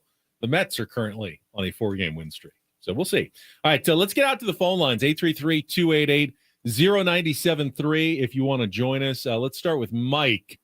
You are up with Ben and Woods on 97.3 The Fan. Hey, good morning, guys. Hey, buddy. How are you? I'm very good. Good. How are you? We're doing great, man. Great. So I've heard reports from the clubhouse this morning that the reason they put these 3 wins together was solely for Woodsy's soul patch. Oh no! Don't do this. Oh, are we doing the 4 in a row soul patch thing? What was No, it? it was 3 in a row. He agreed to 3 in a row. 3 in a row. I don't think so. No, they've done 3 in a row. Right. Yeah, they've done 3. I think it was 4. I think it had to be more than 3. No, it was if they we specifically said it was the Guardians series. I think. But I'll roll a soul patch if it means we go on a winning streak. No problem. I'm looking at you right now, and you haven't shaved in obviously like 4 days, 4 or 5 days. Yeah. You have a fairly good growth everywhere except the soul patch is like right there, right? Yeah, right That's here. like the only place you don't have growth. But it stands out when you shave everything else. Does it more? Because Yes. right now that looks like the one spot you're a little lacking. Yeah. I mean, I can do that. Let's set it then. Let's go. I mean, they have not won 4 games in a row this season, so let's go. If they win one on more Friday, win. you'll I'll soul rock patch it for the weekend. I'll rock it for the weekend, through the the All-Star week. break. Yeah. Through the All-Star break, rocking a soul patch. I'm already wearing a hand sleeve for my carpal tunnel and a what do you call it? The CPAP machine. Yeah. So you can't. I mean, I'm already not getting any action. Period. So what's the difference in a soul patch? Now, if you went with a soul patch and they kept winning, obviously you could gotta keep never rolling. get rid of it. I mean, ideally they Look go like on a little just for men double-digit winning streak. You're Diet rocking up. that thing for 2 or 3 weeks. I through look the like All-Star Kevin break. Millar in here, just crushing it. Keep in mind, by the way, yeah, I'll do it. Keep in mind, I don't care. the Mets are coming in having won 4 in a row, and then right out of the All-Star break, Padres have a gnarly road trip. It's 3 cities. It's Eastern time zone. It's 4 against the Phillies in 3 days. They have a scheduled doubleheader in their first series of the second half of the season in Philadelphia against a team that's been very hot over the last month. Then they go to Toronto to face a very dangerous team with a winning record in the Blue Jays. And then they go to Detroit, and while the Tigers aren't good, they'll be at the, back end of a wearying 10-game road trip, and we know how the Padres have fared against lesser teams that they're supposed to beat this season. This is what looks like a make-or-break type of road trip to start the second half of the season. Now, the good news is hopefully they'll be going in with some positive feeling and momentum if they keep playing well this weekend against the Mets, and they'll be more fresh than you normally would on a road trip coming off of a 4-day All-Star break and getting some time off for everybody going into it. And, just that mental reset too. The physical reset's obviously massively important, but the mental reset too of, all right, this is what's ahead of us. But none of those guys can look at that road trip and go, oh God, we're going to be seeing this guy and that. It's hey, we got to win today's game and that's it. And I love the mentality of the 1-0. It's my favorite mentality. It's the only way you can play 162 is just do everything you can, leave it out on the field to try to win one game every single day. Manager cannot manage that way. Isn't that the weird thing about baseball is that the players have to go out and play one game at a time, 1-0. 1-0. Want to know Both each of day. you guys. I'm like, look, I'm talking to brick walls Sorry. right here. I'm coordinating Eno's pickup right now. I just wanted to make sure that. So I'm just like, bah, bah, bah, bah, bah, bah, bah, bah, bah, bah. Let's Anyway. keep with the phone lines. Let's go to our friend Roman. I'll just go F myself. It's fine. Hey, I'm working on the show. No, it's good. Yeah, I'm It's working good. on the Yeah, show. we're live on the air. We're live on the air right now. Roman, It's fine. It's no welcome big to deal. Ben and Woods on 97.3. It's no big deal. Hey, good morning. I think if we're going to turn back the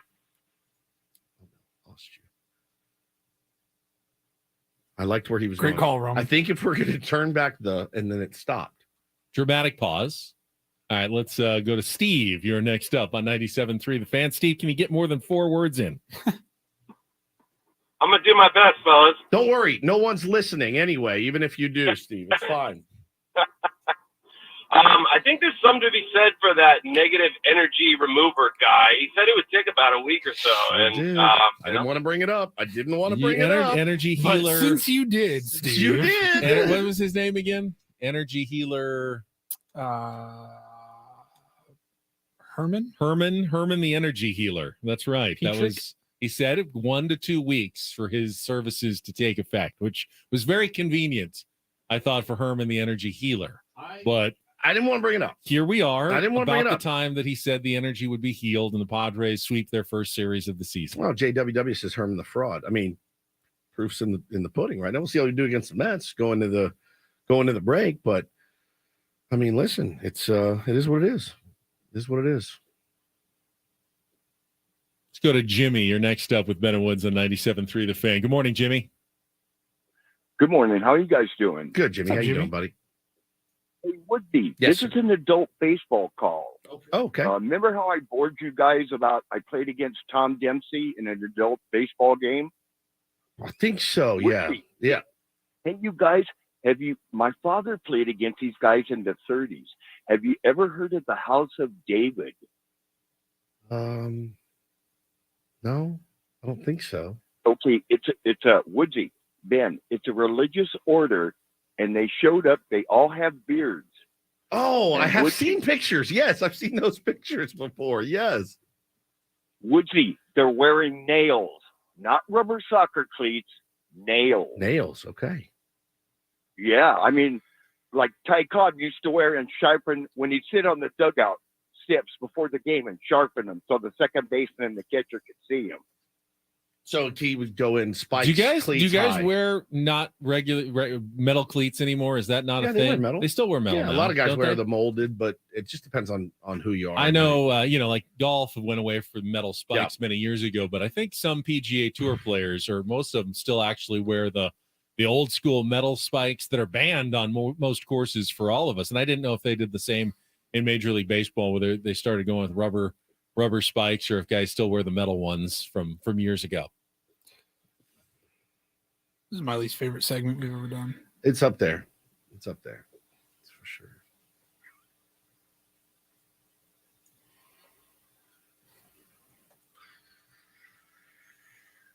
Anything else to add on Spike Talk?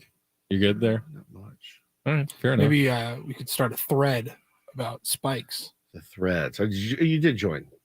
Yeah, I did start. Yeah, I started my Thread account yesterday. So my wife, Tom says thrilling radio. Yeah, I know. D. We're trying to get it back here, buddy. Last night, Paulie sent a text and he said, you guys were going to do there. So Threads is a new Instagram Twitter. It's just a Twitter knockoff. Because I guess over the weekend, I'm not on Twitter. What happened on Twitter over the weekend? Rate limits exceeded, and you can only look at a certain amount of tweets a day. If you're not like a subscriber, like a Twitter blue check mark person, which, if you don't pay, you're not anymore, then you can only look at 600 tweets a day, apparently. And those disappear pretty quickly when you're following, 1,000 people on your timeline. If everyone sends a tweet, you can get up to one your limit refresh very, and very you're done. fast. Yeah. So they started to do that over the weekend. And I saw people losing their minds, and they're like, give us somewhere to go and we will go. And just a stroke of brilliant timing or genius. Is it Zuckerberg? Yeah, Mark Zuckerberg? it's Meta. It's Meta. It's Instagram, which is Facebook and Facebook, Instagram. and now Threads. So he gets it all dialed in yesterday. Paulie sends it our way, and I go, and I downloaded it, and I looked at it, and I go, well, this is exactly what I was trying to run from. That said, I was much more careful about curating my experience on there last night as I signed up. And I will be honest, I did find myself, I had the ability to log on, look at a couple of things, and shut it off. I wasn't sitting there scrolling like a lunatic for hours and hours. And I don't think I will again, but I did sign up. So we are on Threads. The show's on Threads. You're on Threads. Paulie's on Threads. I'm on Threads. What do we tell people? I don't even know. At the Stephen Woods, is that Threads right? app, and it's my same username. I'm Ben Higgins SD. You import everything from your Instagram account, Same or you have the Instagram option handle. to. So it keeps your handle. It imports all your information, like your bio and your picture and all that. Just brings it right over from Instagram into a text-based format. Yeah. And doesn't require an invitation like the Blue Sky app that's out that I saw some people going to, but I didn't receive an invitation. Anybody you've blocked or muted on Instagram, it carries over to Threads. Marco says we don't need another Twitter. I mean, I think if something breaks and it's not what it was, and it's been, and that's not the reason I got off it at all. That's really not. But if something is not what it used to be, and it's really the quality and of the product has gone down, and they're charging more for it, and all that, I think you do need another Twitter. I think. I was wondering if, let's say, what do you think? I wonder if Zuckerberg's time frame for this was January 2024, and then a couple of months ago he saw how Twitter was it was like every chance they had to screw it up, they have. And I wonder if Zuckerberg was like, hey, we need 2 months. You got 2 months to push that start date up. We're going to get it going here soon and capitalize. I did see that they got their first 10 million subscribers in the first 7 hours. It took Twitter 785 days to reach 10 million subscribers. Now, that was back in the late 2000s, a totally different era of social media, and things moved a lot slower back then.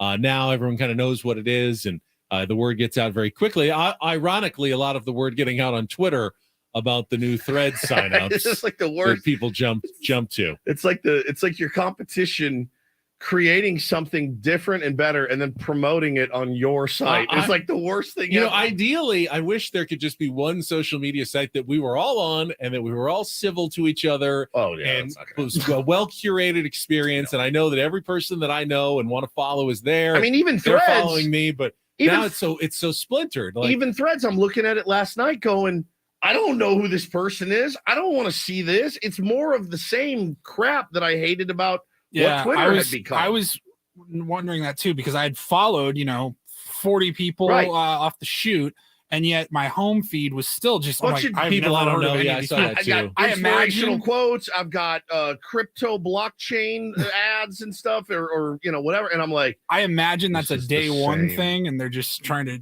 showcase how it works. I will say and this: there's going to be more of a for you type of column. I didn't have to block anybody on my first night, so I was waiting for somebody to call me a C word or something. And so I said, if you have anybody blocked on Instagram, it carries over. That's good. It's all the same. All the same engine. I like that. But I can't give up Twitter either. I get 22,000 followers there, and I have 8 on Threads. But if you can't use it, and you're not pay, you are not a guy that's going to pay for Twitter, right? So, I mean, I can still tweet when I want to, and you just can't peruse. I can't necessarily peruse the way I used to. I was going to use Threads for just the boobs and stuff, but then my wife followed me this morning, so I'm out on that. I can't do that. You were going to post, boobs? my boobs, showing off my breasts. Still can on Threads. Hannah's falling. Who cares? It is a thirsty Thursday. Thirst Trap Thursday. Well, I already posted a thirst trap last night on Threads. So did you post my calves this morning? I did on Instagram. All right. There's so many social media sites to keep up with, and you feel like if you don't, you're gonna be left out in the cold. It was weird starting out new on a new social media. It was so. And what did Ben go with? Is this thing on? Knew it. I could have done it for you. On 97.3 The Fan.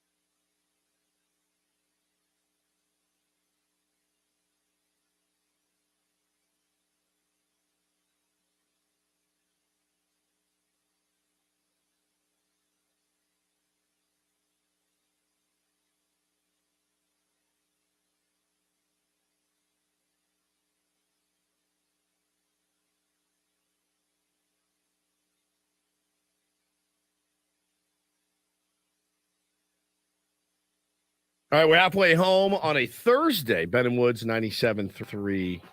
The Fan, big series sweep of the Los Angeles Angels of Anaheim last night. Loved that. Everyone's in high spirits. Your son Jack, Ben, is out picking up Eno Sarris right now. Going to be squiring him into the studio. He's going to be live in studio. Do we have anything to give him or like feed him? We never plan ahead, and we really should have planned ahead. Jack, if Eno wants anything, stop on the way and pick it up for him. I know. So it's on me. I'll pay you back. How's that? There you go. If he's what do we have in the box over there? Got some newspapers. We have a camouflage Grand Ole barbecue hat. Okay. I think Eno's pretty good fan of barbecue. They got good craft beer at Grand Ole as well. They do. That works well for Eno. So we have some parting gifts. Okay. We can go back and rob the Cason merch table. Yeah. And there's some vinyl back there. We already stole the About Damn Time sign, which the light is on because Padres won yesterday, which is good. Good news. Good news for the Padres is bad news for the LA Angels, who had yesterday, Mike Trout had his wrist surgery. Going to be out 6 to 8 weeks. Oh, such a bummer. Well past the trade deadline in August. How did we not do Barry Bloom's tweet in Don't Do This today? It's a good time you brought it up. Somebody texted this to me yesterday, and apparently, by the way, it did make its way around the press box. He essentially said, Mike Trout is not playing. This is nuts. I mean, look, sometimes you're bored and you want to just throw stuff out there on Twitter. He says Mike Trout hasn't played in more than 119 games since 2019 because of multiple injuries, including the 2020 COVID season. Trout has played in 53, 36, 119, 81, and is out again for 2 months. Is he still a Hall of Famer? Just asking for a friend. Barry, the answer is yes.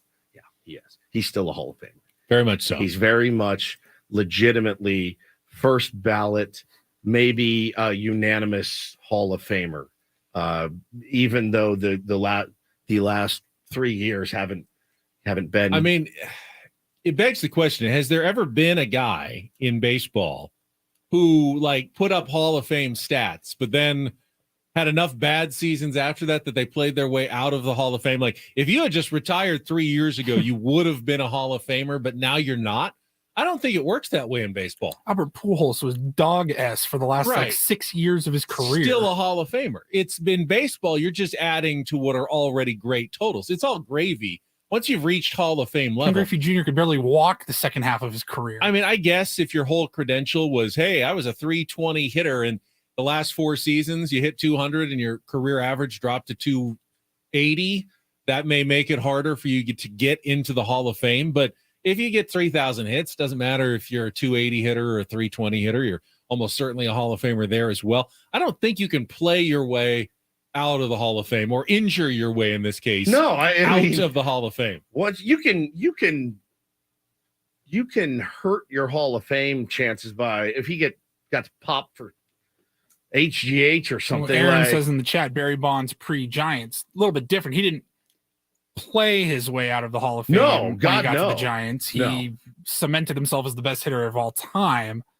But of course, what he allegedly did or did not do. A different case. But the point is still similar in that he was a Hall of Famer on a Hall of Fame trajectory, at least with the Pirates, when he was little, tiny, skinny Barry Bonds. Correct. If he had retired then and even hadn't gone through the Giants, the bulk up phase, he was a Hall of Famer and essentially lost his spot in the Hall of Fame, but he didn't do it by not playing well or being injured.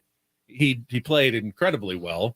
He did it because people are, not voting for him because of the Balco, I just don't think you can't fake a Hall of Fame career. No. You can't play your way out of it. No, Mike Trout is bona fide first ballot. I mean, it's a no-brainer. But yeah, it's unfortunate for them. Again, we say it all the time about the Angels that you want to see them. You want to see them in the postseason. You have two of the greatest players of your generation in there, man. And the fact that you never get to see them in the postseason, and now Trout's continue to be banged up, it's tough, man. And if you're an Angel fan, I do feel for you because it just, guys like that just don't come around very often. And you've had him his whole career, and he stayed there, and you just want to see it for him because he is genuinely a really good person and a good dude and great for the game of baseball. The Angels getting swept, though, moves them one day closer to a potential decision on what to do with Shohei Ohtani. The leading consensus is that the Angels still will not move him. They will keep him, hope for a run at the end of the season to get to the playoffs with him. And, the idea would still be to re-sign him. And while nothing is preventing the Angels from trading him away and then signing him in the offseason. In fact, ideally, if you're an Angels fan, that would probably be the best case scenario. If they're not going to make the playoffs anyway, you get as much as you can for Shohei Ohtani at the deadline and then bring him back a couple of months later with a better cast of characters around him to make a run next season. In reality, I don't think it works that way. I think once you let Shohei Ohtani out of the building, out of the clubhouse, out of Anaheim, the odds of him then re-signing with the Angels drop precipitously. Would you agree with that? Yeah. Even though there's no rule against it, there's nothing physically preventing him from coming right back to Anaheim. Generally, once you get a taste of what's out there and you all of a sudden the fear of like, this is the only team I've known, this is the only clubhouse I've known, maybe I should just sign and stay here. You get a couple of months with another team and you go, all right, I adjusted. It's not that bad. I could do it again, or I could sign with this team before I hit free agency that I was traded to. It becomes less, I think, of an intimidating situation for the free agent to be in that scenario, which lessens the Angels' chances dramatically of bringing him back. I mean, and if you're the GM, Perry Manazian, yeah, I mean, you got to be making an offer today, and it's got to be huge, and it's got to be something that you can't say no to if you're Shohei Ohtani and his people, So I with Mike Trout being down, it's tough. It's really, really tough for them. And he wasn't having the world beater season that we're used to from Mike Trout, but he's still Mike Trout at the end of the day, Benny. And I think with him getting injured, it just ratchets everything up for them, moves it up, and I don't know. Would you be foolish not to field calls on him right now? I know you said you wouldn't. You weren't going to trade him. I think you'd be a fool not to at this point. And someone is going to. It's hard to call it an overpay because he's the greatest player in baseball and he's two-way, and you get two for the price of one. It's going to cost somebody their entire farm for a half-season rental, and there's no way to to assure he's going to re-sign. Is there a team that has a bigger prospect package than what the Padres offered for Soto last year? I mean, everyone was saying this is the biggest trade we've ever seen. Got to be bigger than that. And isn't that a bit of a? I mean, I know the Padres made the NLCS, but isn't that a bit of a cautionary tale? Especially with Soto, the Padres were getting him for 2+ seasons. When you're only getting Shohei Ohtani for 2 months, you are basically whoever trades for them thinking Shohei Ohtani is going to help us win the World Series, or at least get to the World Series.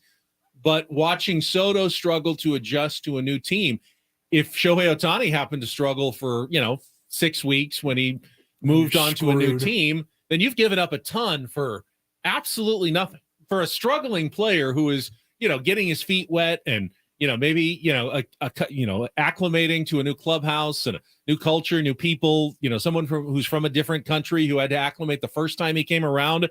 I think it's a major risk to send a fairly large package of prospects and players for Shohei Ohtani for just 2 months. But of course, if you're the Angels, you're not giving him up for anything less. I think that makes a potential match kind of tricky for any Ohtani trade that happens in the last couple of months. No question about it. No question about it. It's going to be one of the most fascinating case studies. Like, there's only a handful of teams that would even meet the requirements of World Series contender already, and this is the final piece. Like, this is pushing us over the edge, hopefully to win. And you got to have the prospect capital. And Andrew Friedman and the Dodgers have the perfect way to do it, in that they can say, yeah, we're going to give the Angels all of them, everybody that we have. We're going to gut the farm system because we also know we've got $700 million.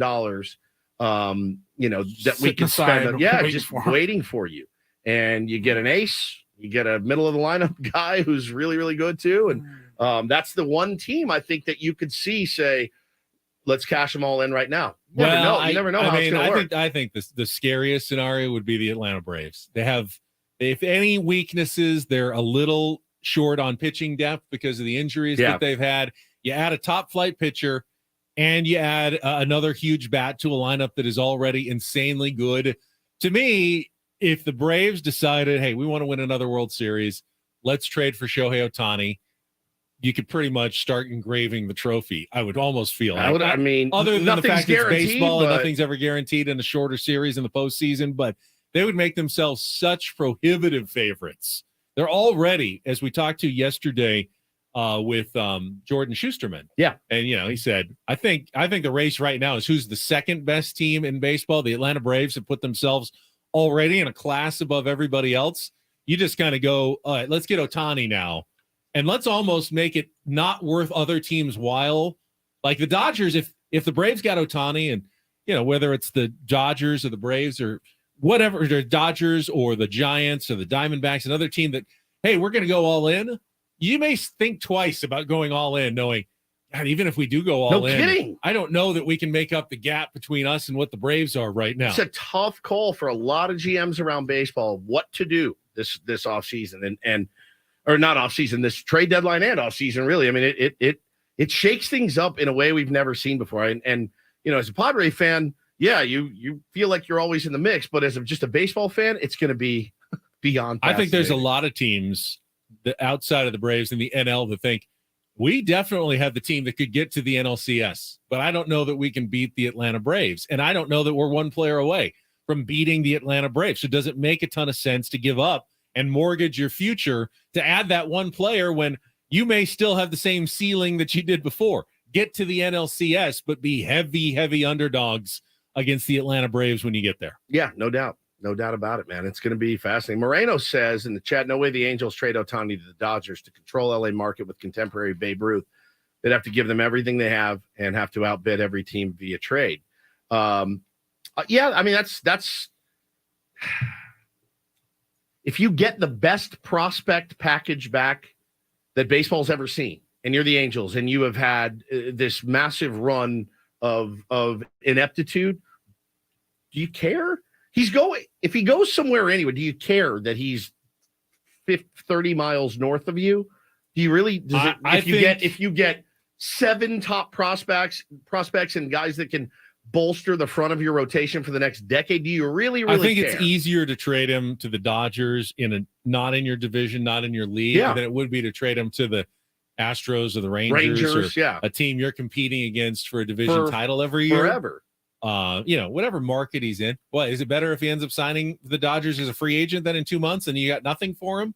Yeah, to me, you could still end up in that same situation where he's either playing 50 miles to the north or 100 miles to the south, and you got nothing for him instead. So I don't think that's a huge consideration. I don't think they trade him to begin with. I don't either. I think he stays through the year, and then I think San Francisco's sneaky for Ohtani, which would be nuts. So I do feel like he's going to end up in our division next year. I do, whether it's with us or somebody else. That remains to be seen. But yeah, I'm riveted by the whole situation, and have a feeling there's about a 66% chance I get my heart broken to see. It's going to be really tough to root against him, but we'll do what we have to do. Well, you got a special edition of our weekly Smart Baseball segment coming up. Eno Sarris going to join us in studio. All guests appearing on our Premier Chevrolet of Carlsbad fan hotline. Save money the right way with Premier Chevrolet of Carlsbad. Visit them today in the Carlsbad Auto Mall. Chevrolet, find new roads. We'll be back. Eno Sarris sitting down with Ben and Woods after a check of traffic on 97.3 The Fan.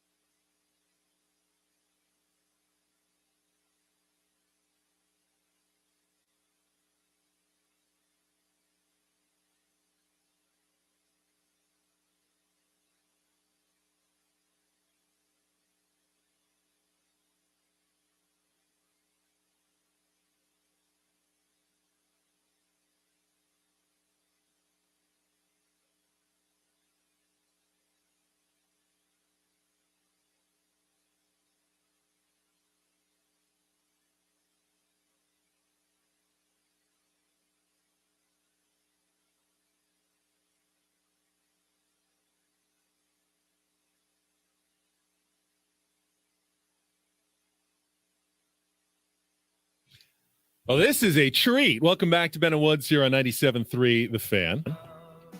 I guess we got to play his open because he's here. He gets to enjoy his open in person today. So let's get to it. It is time for our weekly Smart Baseball segment.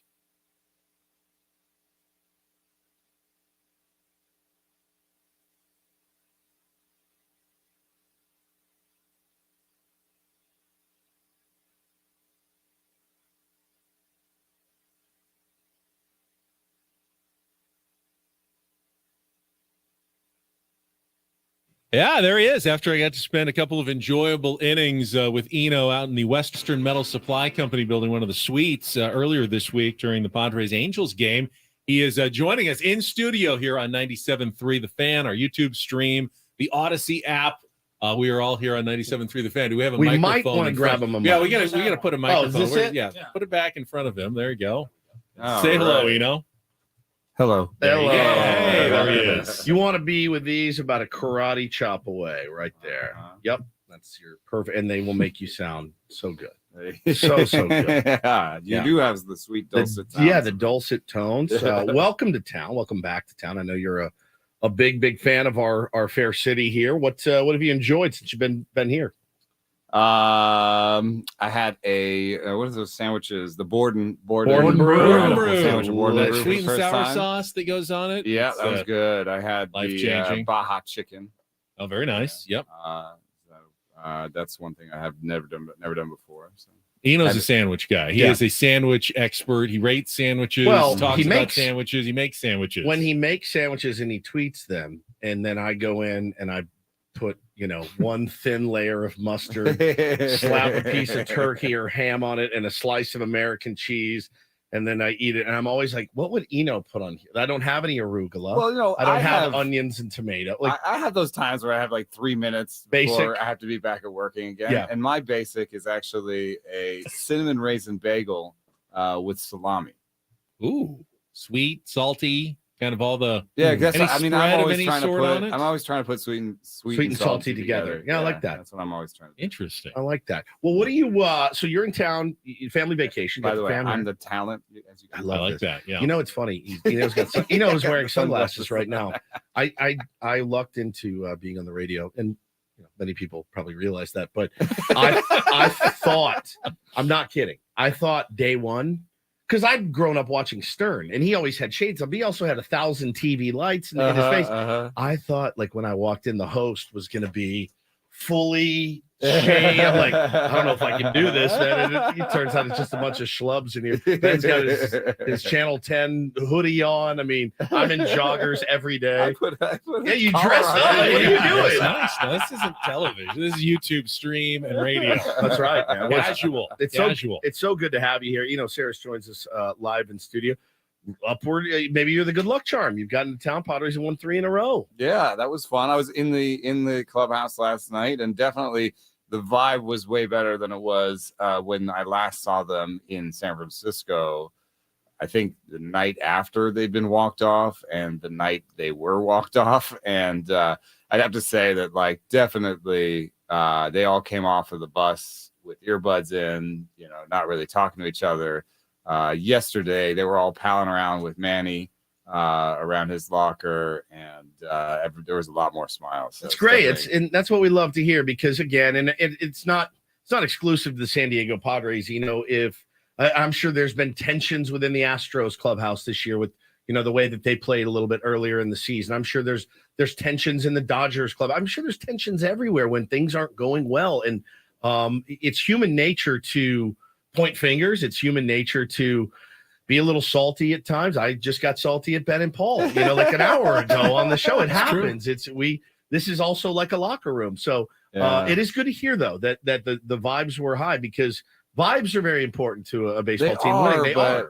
They are. I'm not your traditional nerd in the basement that will poo-poo all that. Right. But I will have to say 2 things. One is, winning breeds vibes, just like I said, they were unhappy last week, and this week they're doing a little better, and then the other thing is, I don't know if vibes can be managed. I don't know if that's something that a general manager really can stay on top of. Now, I do think it sort of flows from your highest paid position player that's a position of leadership. And I have been in some clubhouses where the highest paid player was a starting pitcher, and that was awkward because, like, you know, a couple days a week you can't even find them, right? You know, and then one day a week you can't talk to them. No speaking. You can't even talk to them.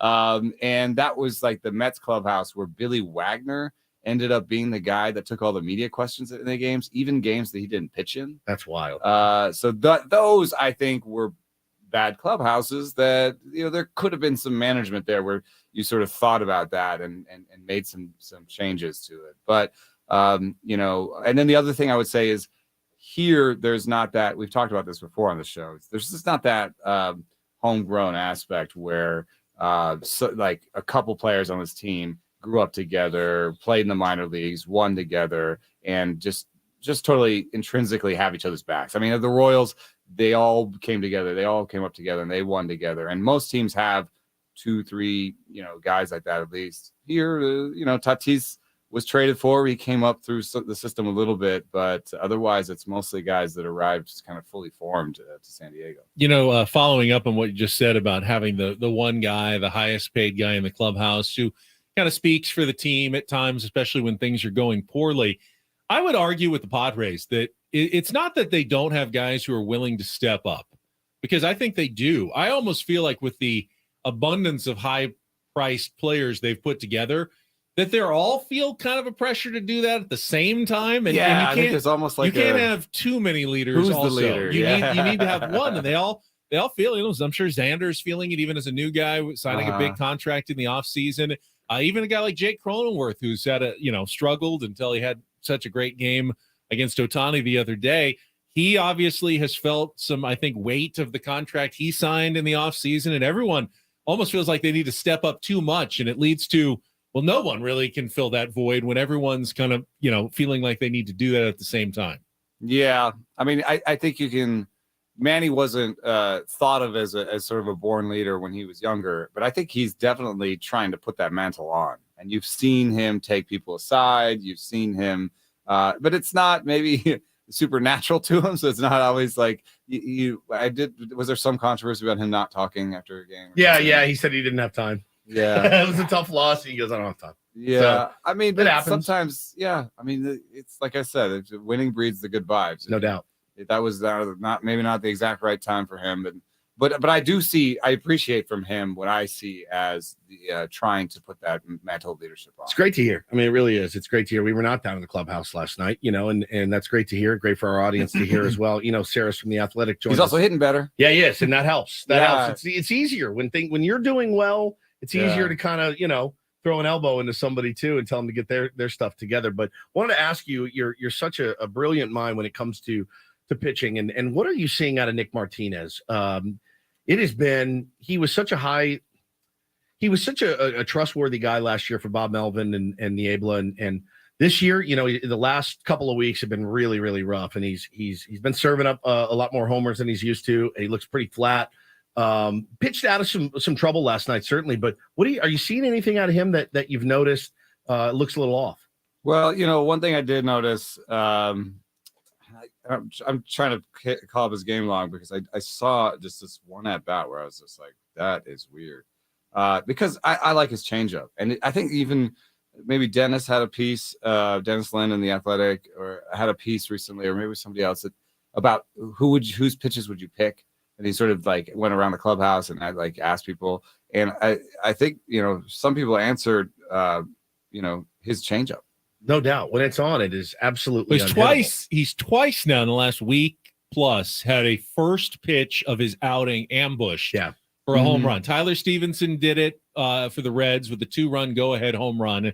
And then yesterday, he had Dice hit the solo shot that tied it on the very first pitch when you come in. Now, he's had struggles outside of that as well, but I got to imagine that's something that's going to rattle you when, were they both fastballs? They were both up. Yeah, they were both up, kind of fastballs down the middle. They were bad pitches, but you can oftentimes get away with that on your first pitch. Guys settling in wants to see a pitch or two against a new arm, and you don't necessarily expect that every time to get a swing like that. And it's happened twice for him in the last week. Yeah, so I think what's going on to some extent is his best pitch is a changeup. And so, that's why people are ambushing him, is because the fastball is not his best pitch. And so they get that fastball, they love it. It doesn't turn out well for him. But, somebody like Michael Wacha, his best pitch is a changeup. Yeah. But he's a starter, even if he gave up a home run to start off the game, it could be, he could still have 2 or 3 runs for the whole game, and that'd be fine. He doesn't have that like one inning, everyone's watching you. It's the 8th inning, you got to get it done. It's more like, hey, you just got to give us 5-6 good innings, The other thing is Michael Wacha has good command of the other pitches. And in fact, Gabe Kapler, when we were up in San Francisco, I asked him about Bobby Miller, the Dodgers guy. He throws 100 and has 5 pitches. And I was like, you guys put a 7th spot on him. Was he hard to prepare for? And out of nowhere, he said, no, we have a harder time preparing for guys like Michael Wacha. Guys that have command of a bunch of different pitches and can sort of yo-yo us around and know what they're doing in terms of sequencing. So I think Nick Martinez doesn't have quite the command that Michael Wacha has. He doesn't have the role that he has. So there's a lot of focus on him. So when he throws the 92, 93 mile an hour fastball in the wrong place, he gets ambushed. But also in the Pittsburgh game where they had the 5 spot on him, I saw Connor Joe sit changeup. He totally sat changeup. Like he was just waiting for changeup, and he knew it was coming, and either he saw it well or Nick is being too predictable in certain counts. And his sequencing and we things like we got to that. take a timeout, but I just That's quickly awesome. on that thought, when a guy has one real dominant pitch, obviously people sat changeup on Trevor Hoffman. Didn't help him. People over sat the course cutter of on Mariano his Rivera. career. Right. And now with Tom Cosgrove, they're sitting slider. I mean, they know it's coming. It's his one really good pitch. But as Bob Melvin kind of said yesterday, they can't track it really well, even if they know it's coming. How often do you see a pitcher who really only has 1+ pitch be successful? Obviously, it's usually as a reliever, not as a starter, but that does happen sometimes that you can get away with. And I think it the 1+ happens pitch when they add something else, deception or command. Yeah. And I don't think that necessarily Nick has the best deception and command. Yeah. The ball comes out where you kind of expected. Cosgrove comes out of, this weird space. And I think there was some deception to Mariano's cutter, but also great command. He knew exactly where he could. and Trevor had great command as well. Let's talk more pitching with Eno Sarris next. We got to take a quick break. I want to ask you about something we've been harping on. It's a dead horse, and we still all have our bats. It's the depth of the Padres bullpen going forward, and let's talk some hitting as well. Eno can cover it all. Great baseball mind. Continue with the Eno Sarris from the Athletic in studio with Ben and Woods on San Diego's #1 sports station, 97.3 The Fan.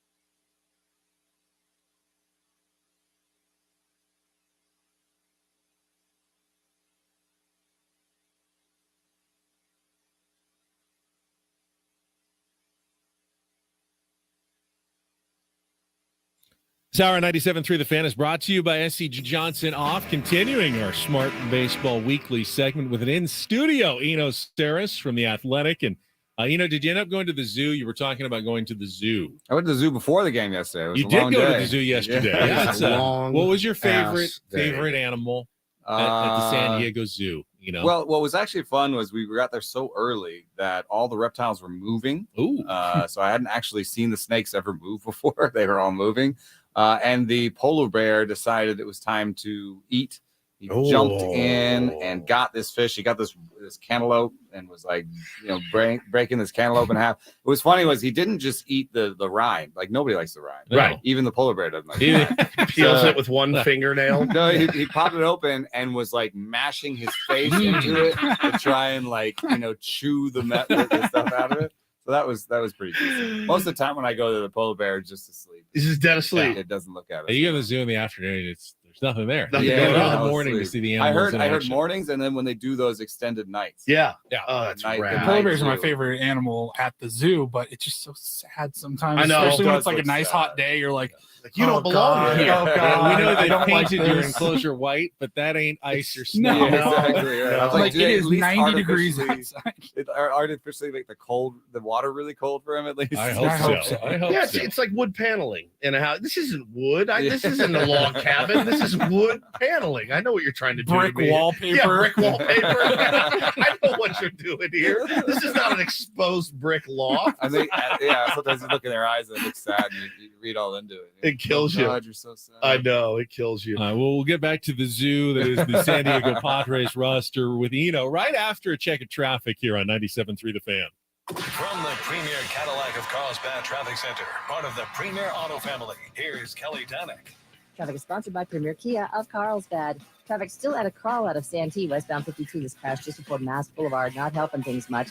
Not showing if lanes are blocked. Southbound side of the 125 before Fletcher Parkway crashed the clearing stage over to the right shoulder. With a huge selection of new Kias in stock, they're sure to have the Kia of your dreams. They're right up the 5 freeway in the heart of Carlsbad, or shop online at premierkiaofcarlsbad.com. I'm Kelly Danick with Ben & Woods, San Diego's #1 sports station, 97.3 The Fan. So we were discussing the Padres bullpen, and you mentioned earlier, Steven Wilson should be back after the All-Star break, and they were very good early in the season.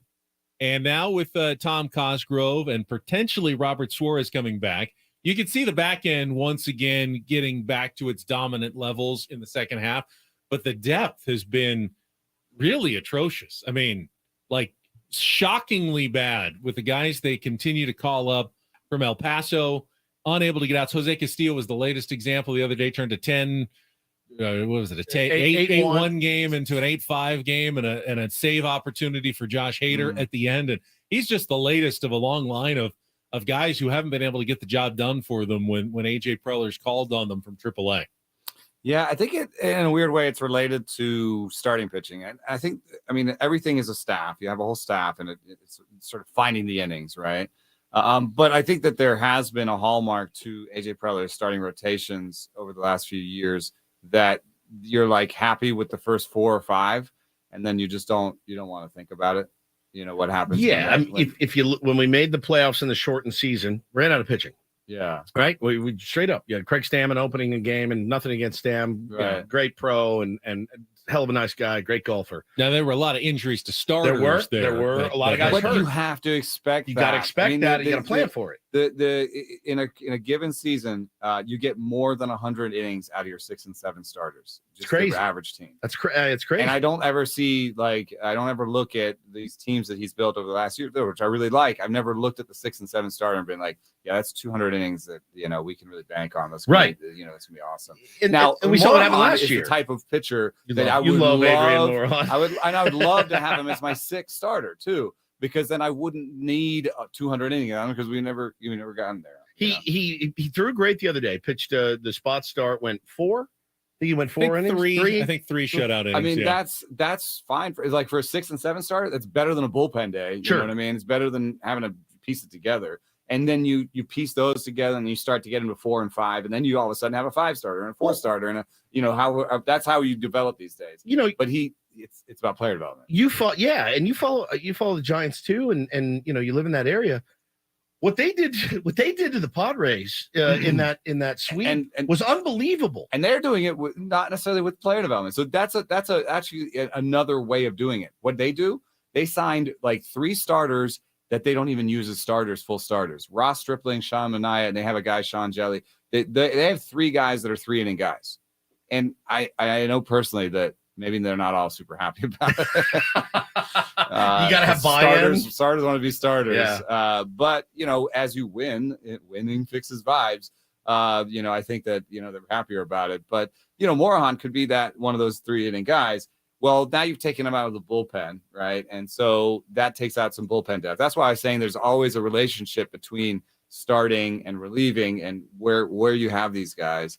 And then I think when you talk about this bullpen, a healthy version of this bullpen, and you're talking about Suarez, Hader, Wilson, and now you can slot Martinez in as a middle guy, and you're talking about Luis Garcia should be better than this. Should be. There's certain things like where people have been a little unlucky, should be better. The injuries, I can see that, but I kind of also just feel like these player development factories, like more like the Astros and Dodgers and Yankees, like they seem to just like call up a young arm and then just be like, oh, look, he's Ron Marinaccio, or he's Ian Hamilton, or he's any number of these guys that sort of come out of the Dodgers bullpen. And the Astros seem to always find guys. Brian Abreu is like one of the nastiest relievers, and they just came up with that guy from their own system. Let's approach this a different way, because last season, coming out of the lockout, Bob Melvin was the new manager, and to protect some of the arms who didn't get built up, they decided to go with the 6-man rotation right out of the chute. And Melvin was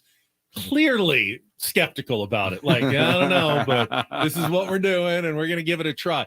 By about halfway through the season, Bob seemed like a full convert. He loved the 6-man rotation.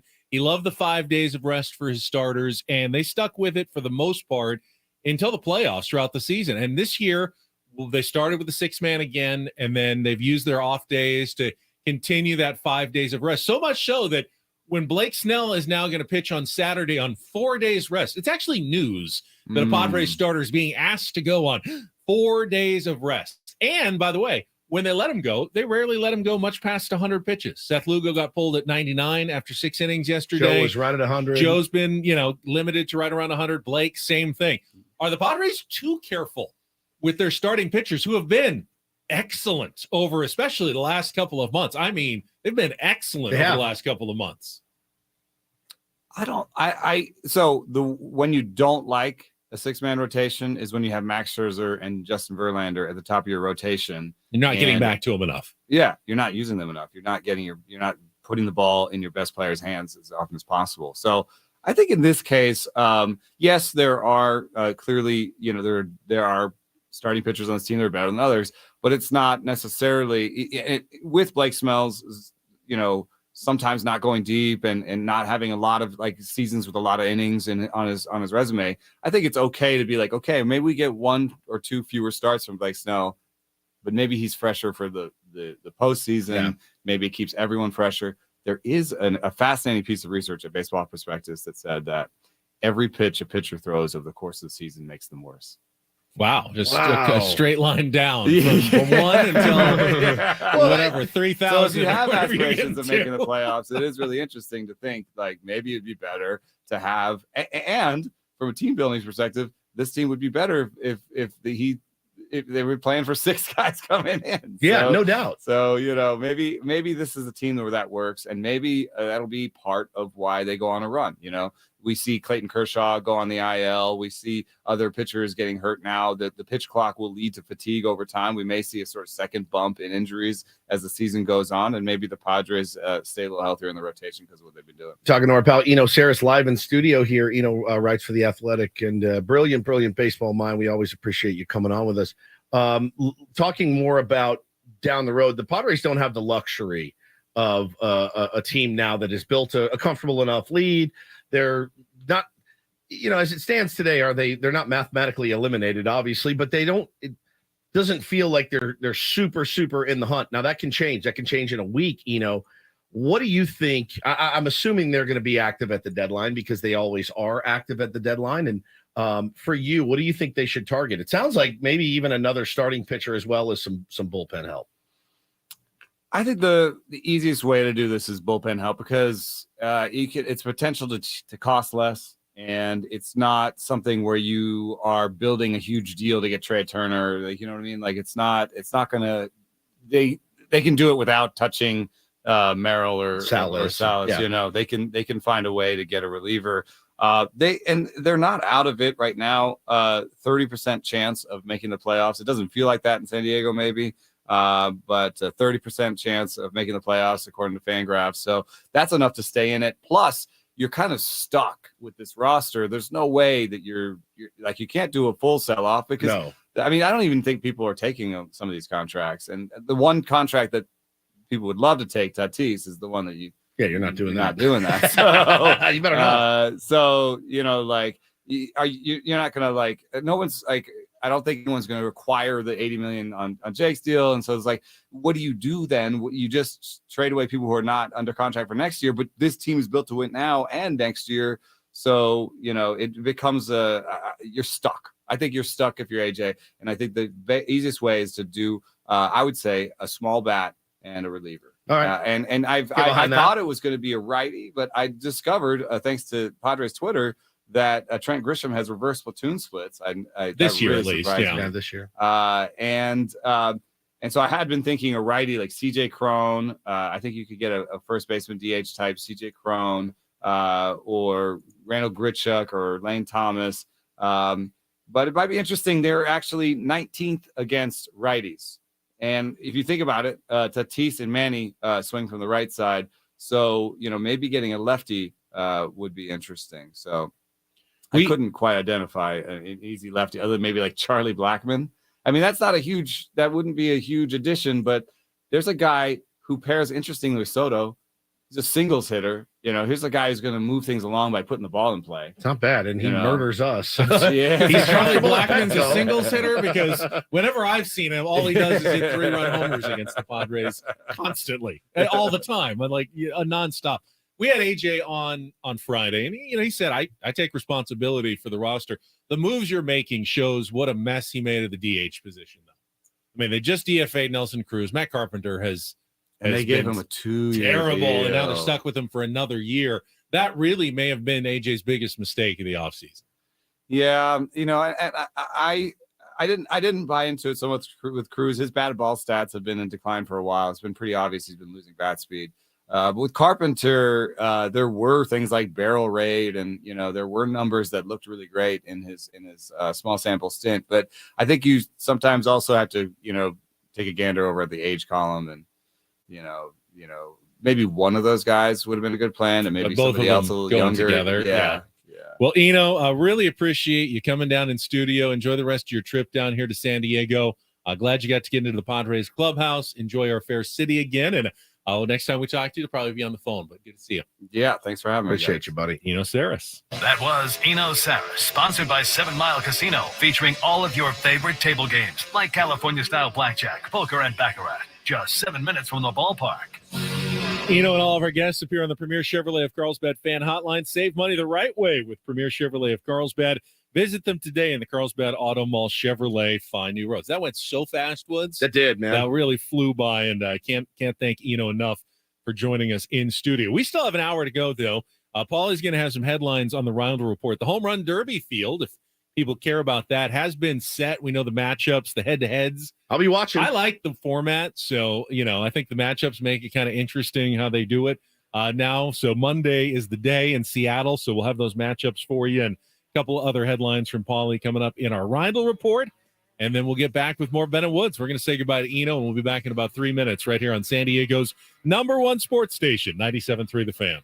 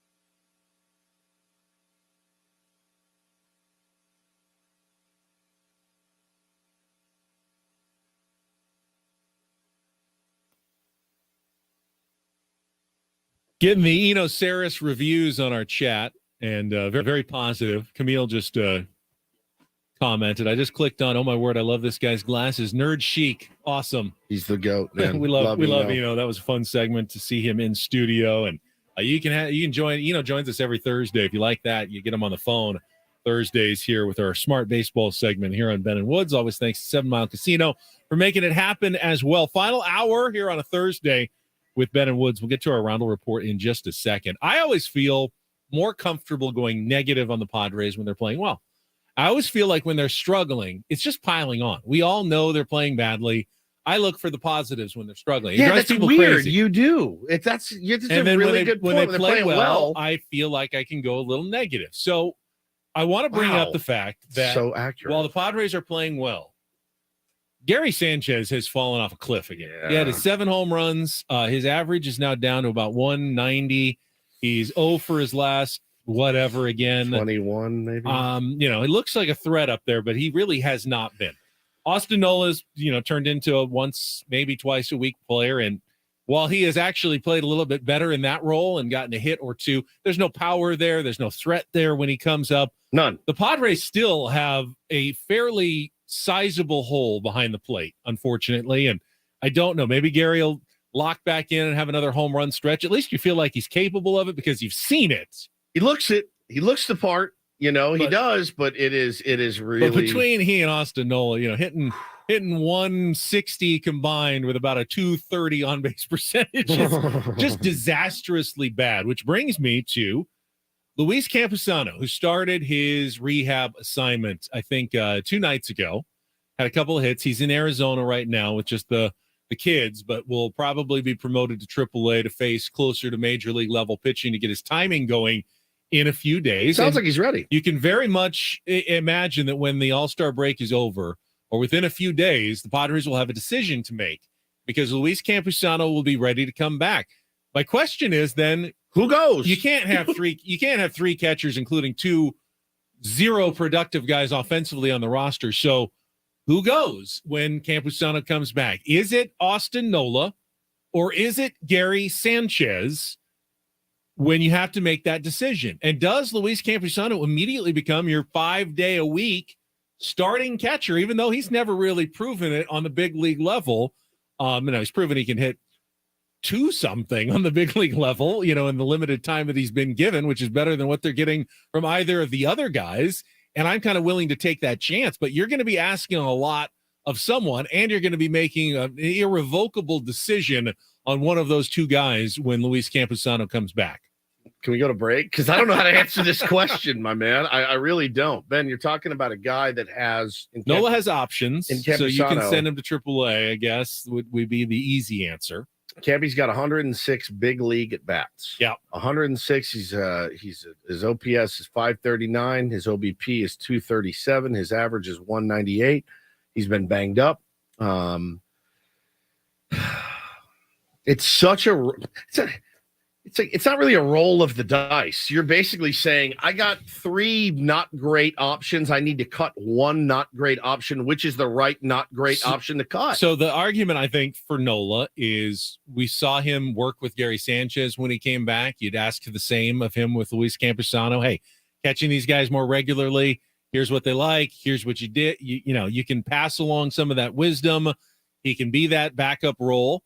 The argument for keeping Gary Sanchez is he is on the bench as a potential home run threat. When you need a 3-run shot late in the game, you're never going to get it from Austin Nola. Never. So, but with Gary Sanchez, you at least feel like if he connected, there's a chance at it, and he would have that value coming off a bench as a bat or the 1 day a week that he's playing. But then you lose that. Then you've got 2 guys who. I guess Gary Sanchez has started to get to know and has worked well with some of the pitchers. Yeah, he has.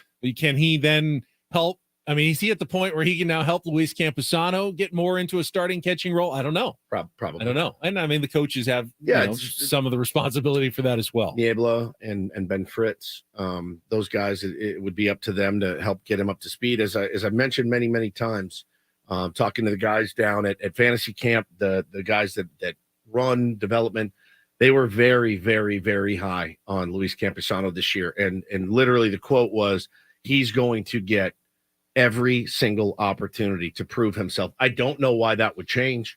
Other than the fact that he got injured. He didn't do anything. He didn't get in trouble. He's not serving a suspension. Such a freak injury, remember? Right, as well. yeah. It was warming up a guy a between innings when he wasn't even catching that day. Yep. Oh, man. Terrible. And so I don't know why that would necessarily change. I think that if the belief was there in Luis Campusano, Ben, 3 months ago, it's probably still there. That being said, to come right up and say, all right, welcome to the show again. We are in desperate need of making a serious run here in the second half. Luis, it's your ball. Screw it up. Yeah, don't mess it up, kid. Is that too much to put on it? It might be. But the alternatives are not great.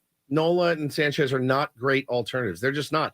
What I would say is go find somebody. And then let Campusano develop under them. Jorge Alfaro. He just got DFA'd again or outrighted. There's something we don't know about Jorge Alfaro. Correct. That makes him can't even stick around on a minor league undesirable to at least, whether it's a front office or coaches, that they don't want him around. We saw what happened. He became persona non grata with the Padres last season, despite all the walk-off heroics. Walk-off hits or something. They did not let him sniff the field in the playoffs. Nope. Not sniff the field. Not an AB, nothing, right? No ABs, nothing but clutch moments and huge hits all season long. And Nola, you can watch the gas tank depleting, and through no fault of his own. He caught every inning of every game, and I will always tip my hat to that man for that. That being said, by the last game, he would hit a ball, and he couldn't get out of the box. He was like, the man's gassed. So there was something that happened. We may never know. We probably never will know. I've heard a billion different weird conspiracy rumors about it. None of them add up because at the end of the day, he curses too much. Yeah, we don't know. At the end of the day, you're trying to win baseball games, and a lot worse human beings, as far as we know, have taken the field, for the glory of winning. And so I don't know what it is. I don't know if there are any catchers available in a trade, guys that could step right in and catch 5 days a week. I really don't. A lot of people say, what about d'Arnaud? No. Sean Murphy goes down. d'Arnaud is their guy. Like, he's been incredible for the Braves. They're not trading him. So, especially with what you can offer, they're not looking to rebuild the farm system in Atlanta. They're in win now mode as well. They're not getting rid of Travis d'Arnaud for anything, right now. So, you got to put that out of your head. I don't know what's available. I have not heard of any good options where I went, ooh, okay, yeah, you may stretch a little bit to get him in because he could go 5 days a week. Campy develops, takes the other 2 days or whatever, 4 and 3. Benny, it's such a conundrum, but it's an easy problem to solve. Gary Sanchez needs to hit again, and if he hits again, he'll be here. If he doesn't, I don't know that he will. My gut tells me they'll probably stick with Austin Nola as a 2-day-a-week guy. If in fact they're going to give Campy the clipboard and say go, or the ball and say go. We might take some phone calls on that in a minute. Right now, though, let's get some other headlines from Paulie. Time for the Reindl Report. And get things started here with our today's edition of the Reindl Report. Now tuned into the greatest. Welcome to the Reindl Report with Paul Reindl. Hi, Paul. All right. 2 stories from the world of sports that we haven't gotten to yet. We'll start off in Major League Baseball. And 1 story that you didn't know you needed. Are you laughing, biatch? It's the Reindl Report. Hey, Paul, how you doing? Okay, how are you? On 97.3 The Fan. Are you ready to bless the mood? I need some help, please. That was good. Can I get a yeah? Oh, yeah. All right. How we doing, gentlemen? Fantastic. Yeah, that was fun to have Eno in studio. Really love fun. that man. All right, gentlemen, we'll start off in Major League Baseball. Home Run Derby getting set in Seattle on Monday night. We'll have a full 4-hour breakdown on Tuesday morning because, we won't have anything else to talk about next week. But I'll be back. I'll be back. Then we'll be back. We'll hear about Santa Barbara and the wine tasting, golf. Horseback riding, polo playing, backgammon. I don't play polo. Backgammon. No polo. Can't wait. But we do have all of the field for the Home Run Derby. Now, we talked about it briefly going into break last segment. For the record, for anybody tuning in, where do you guys stand on the Home Run Derby as it currently stands with the new format? I love it. I dig it. I wasn't sure how I would feel about the hit clock or the shot clock, whatever they want to call it. I thought it ramped up the intensity. I love the format, and I'll be tuning in. They've dialed in the format for sure. Yeah, it's great. The only problem, it's the same problem with the slam dunk contest in basketball. You're never going to get the best field possible. No.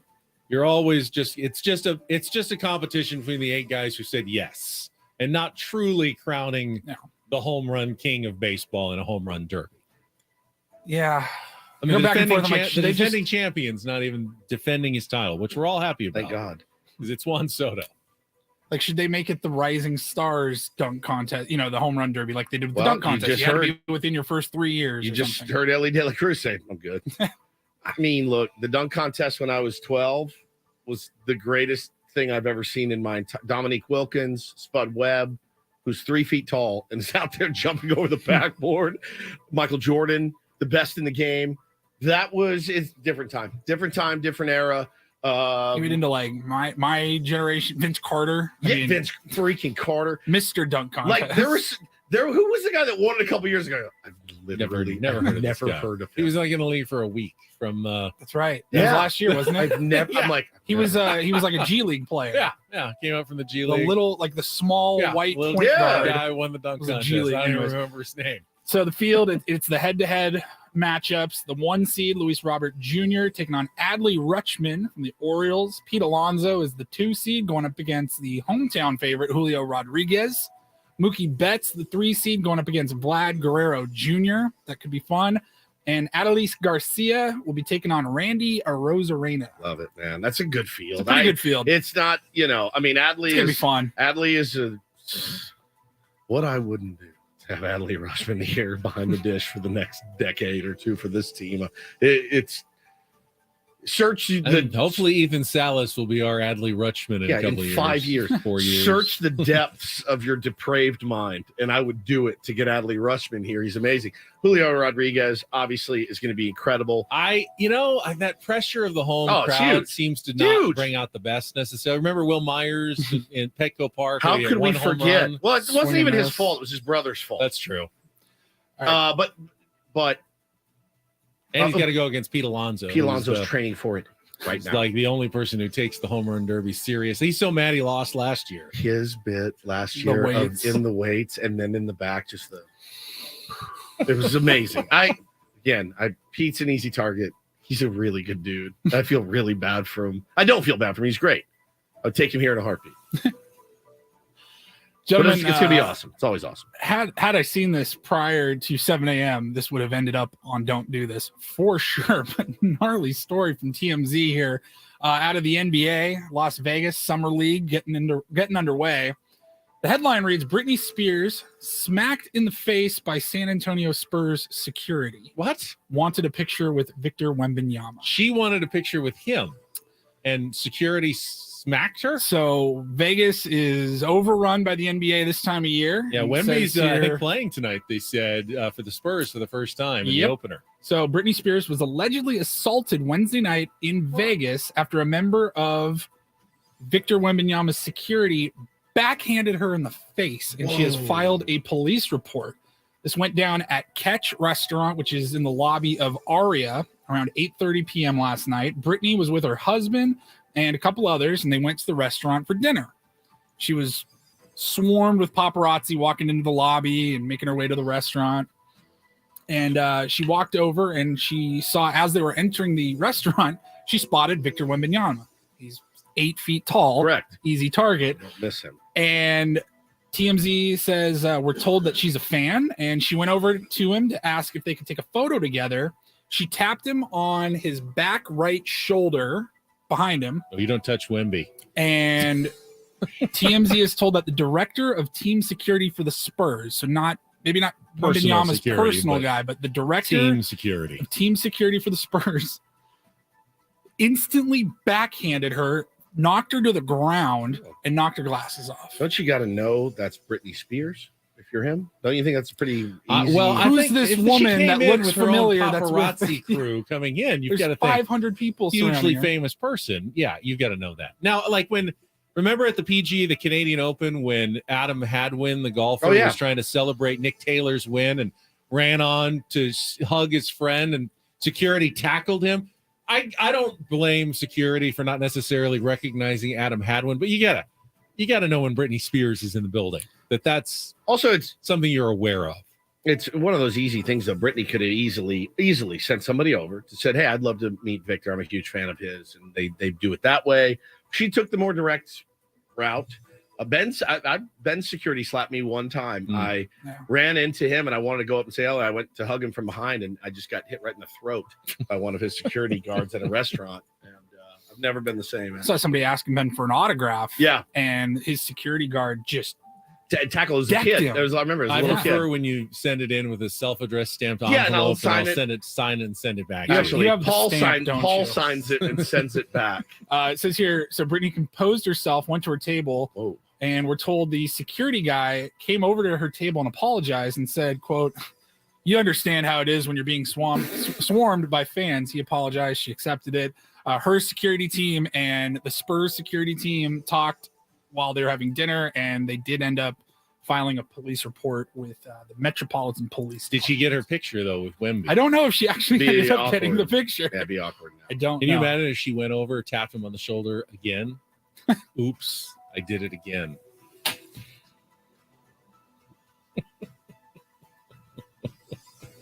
I wish I was going on vacation. I hate you.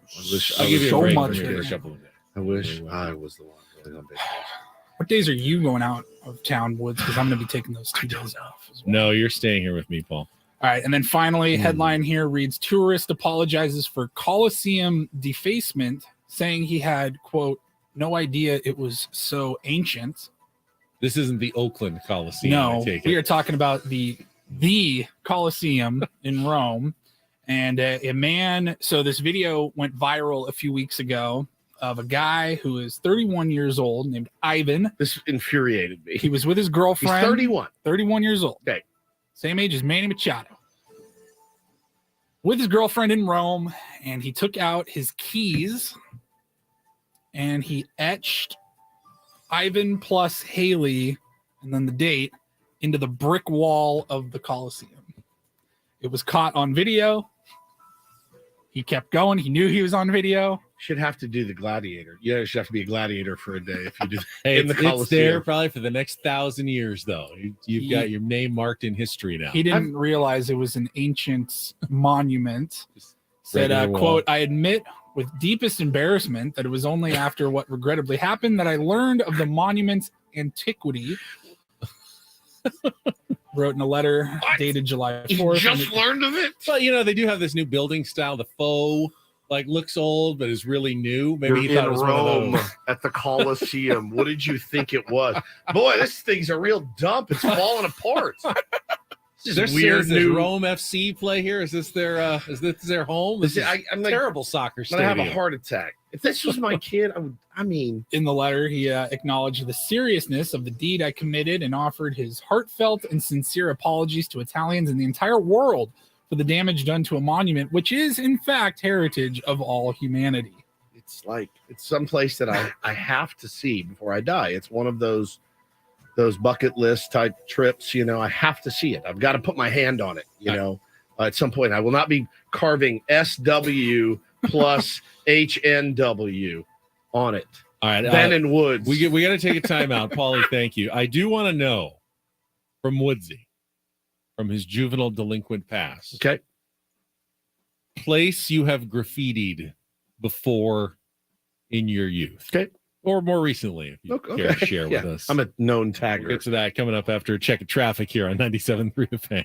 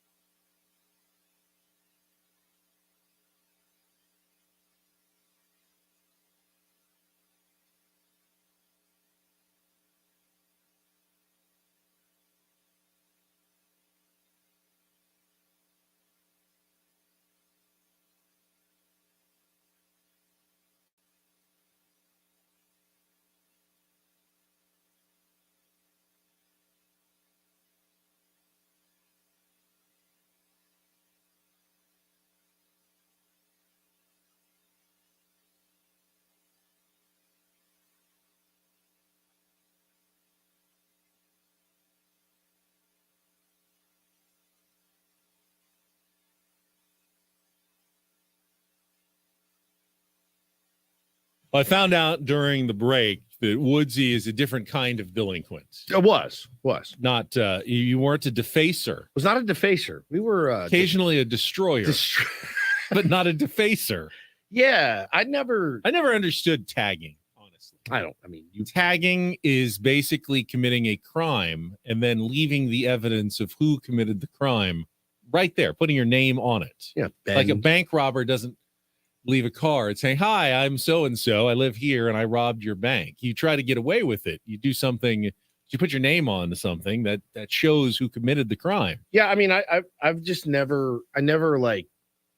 You asked me, didn't you ever carve your initials? And I'm like, I never had a knife. I wasn't like sitting in a bathroom stall carving SW. You fidget, so I thought maybe that would be just to pass do something with your hands fidgeter. while you're sitting in a toilet stall. I could picture Woods carving his initials into the side of the stall. No, I was never one for defacing, or I mean, I did plenty of delinquent stuff, destructive stuff I feel terrible about now. But I don't know what gets into a kid's mind to where you're like, let's just go out and FS up tonight. Let's just go. And I mean, me and my buddies would drive around at night, like during the summer, we would just stock up like 150 water balloons. Yeah. And just would go water ballooning. And people would be walking down the sidewalk and we just drive by and just peg bam. them. What the hell? And you're like, fairly harmless. One guy, not really though. It's not that harmless. I would be livid. And I remember one guy who was walking with 2 bags of groceries, one in each hand. No, Paulie. And I pegged it with a water balloon.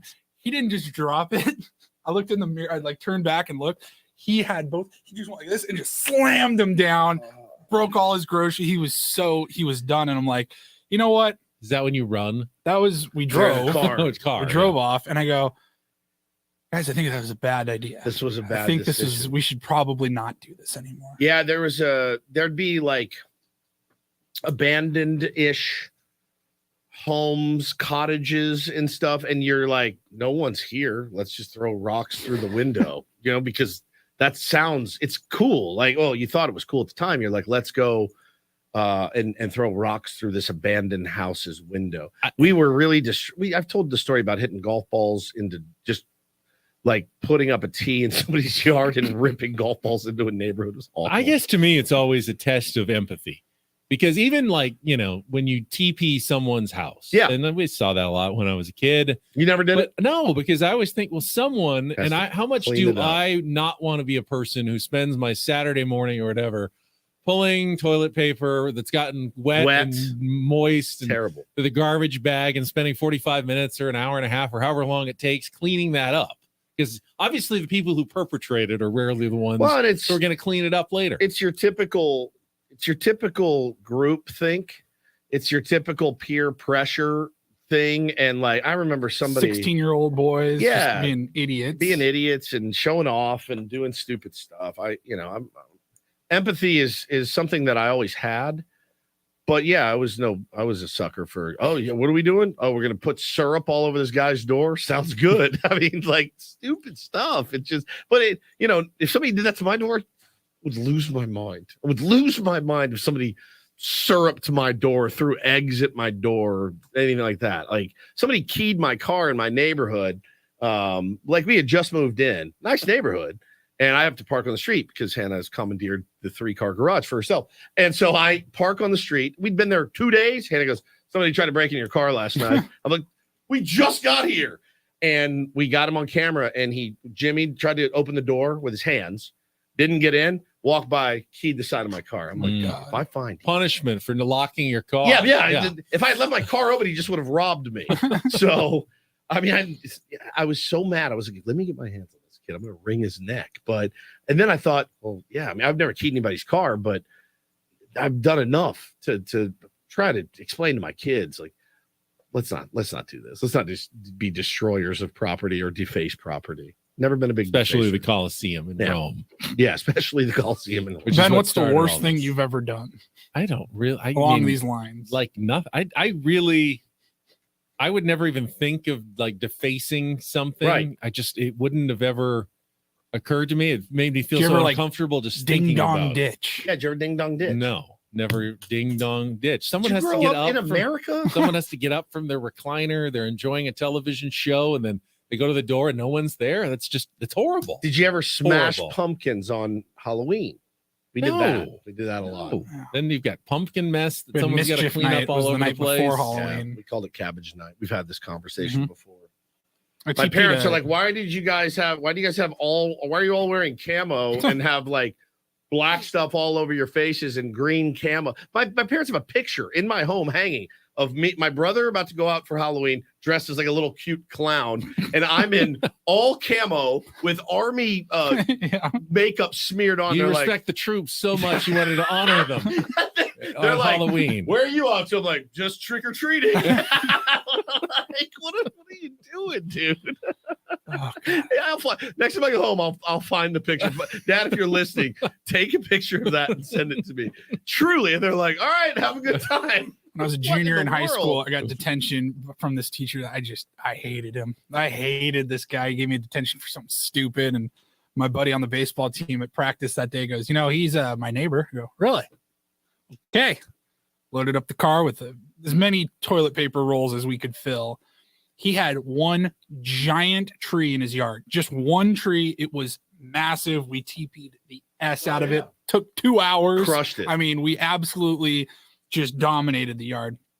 Go back 2 days later to see the scene of the crime. Of course.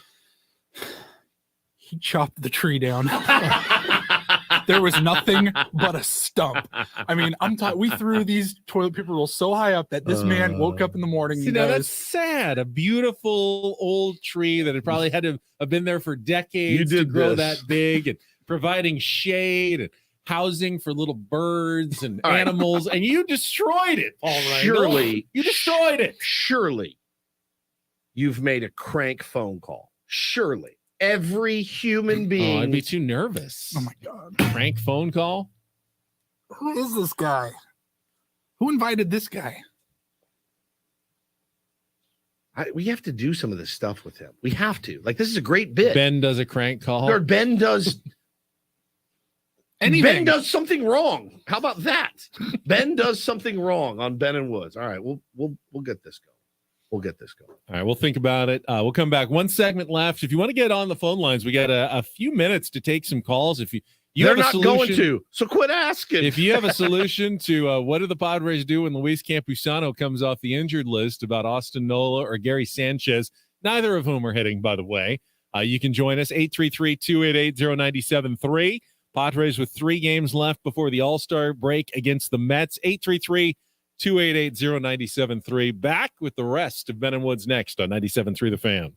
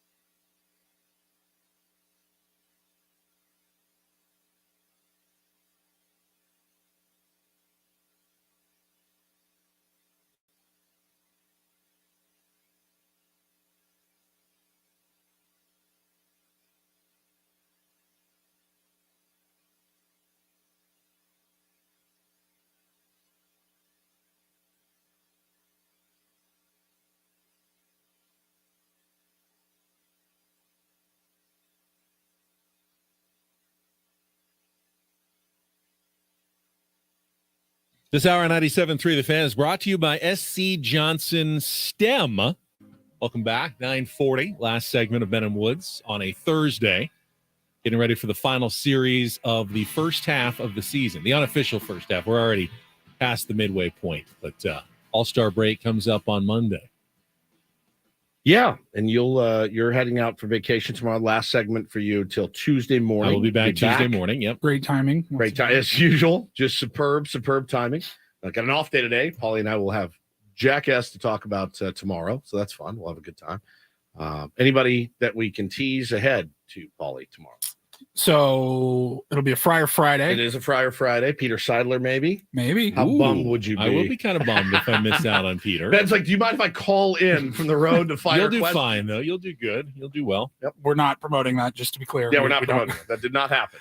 Craig Elston, of course, every Friday. And then at 6:35 tomorrow morning, getting ready for the World Series of Mid. Oh, yes. Between the Padres and the Mets. Mid-off. We will have our buddy Casey Stern join us. He's a huge Mets fan. Casey Stern. Just a great baseball mind, fun to talk with. So we'll catch up with him at 6:35 tomorrow and go from there.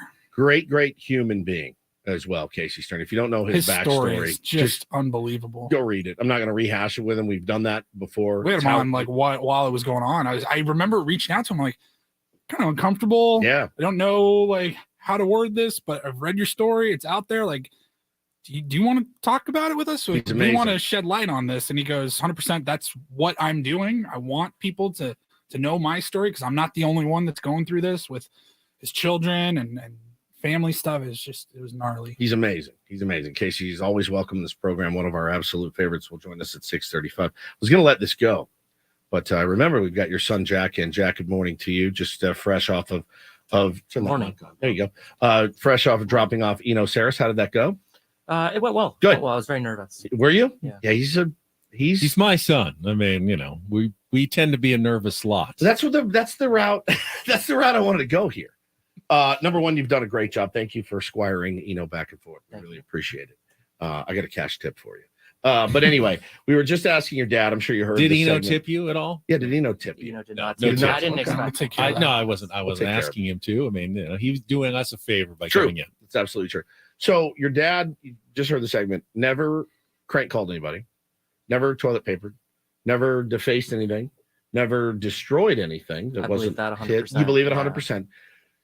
Him as a dad, so you're growing up, did you participate in any of those things? And your willingness to answer precludes you from any delayed punishment here. We've come to that agreement. You are no nothing. I just wasn't like that. I'm like him in a lot of ways. No toilet paper. I had issues, certainly. I wasn't, great.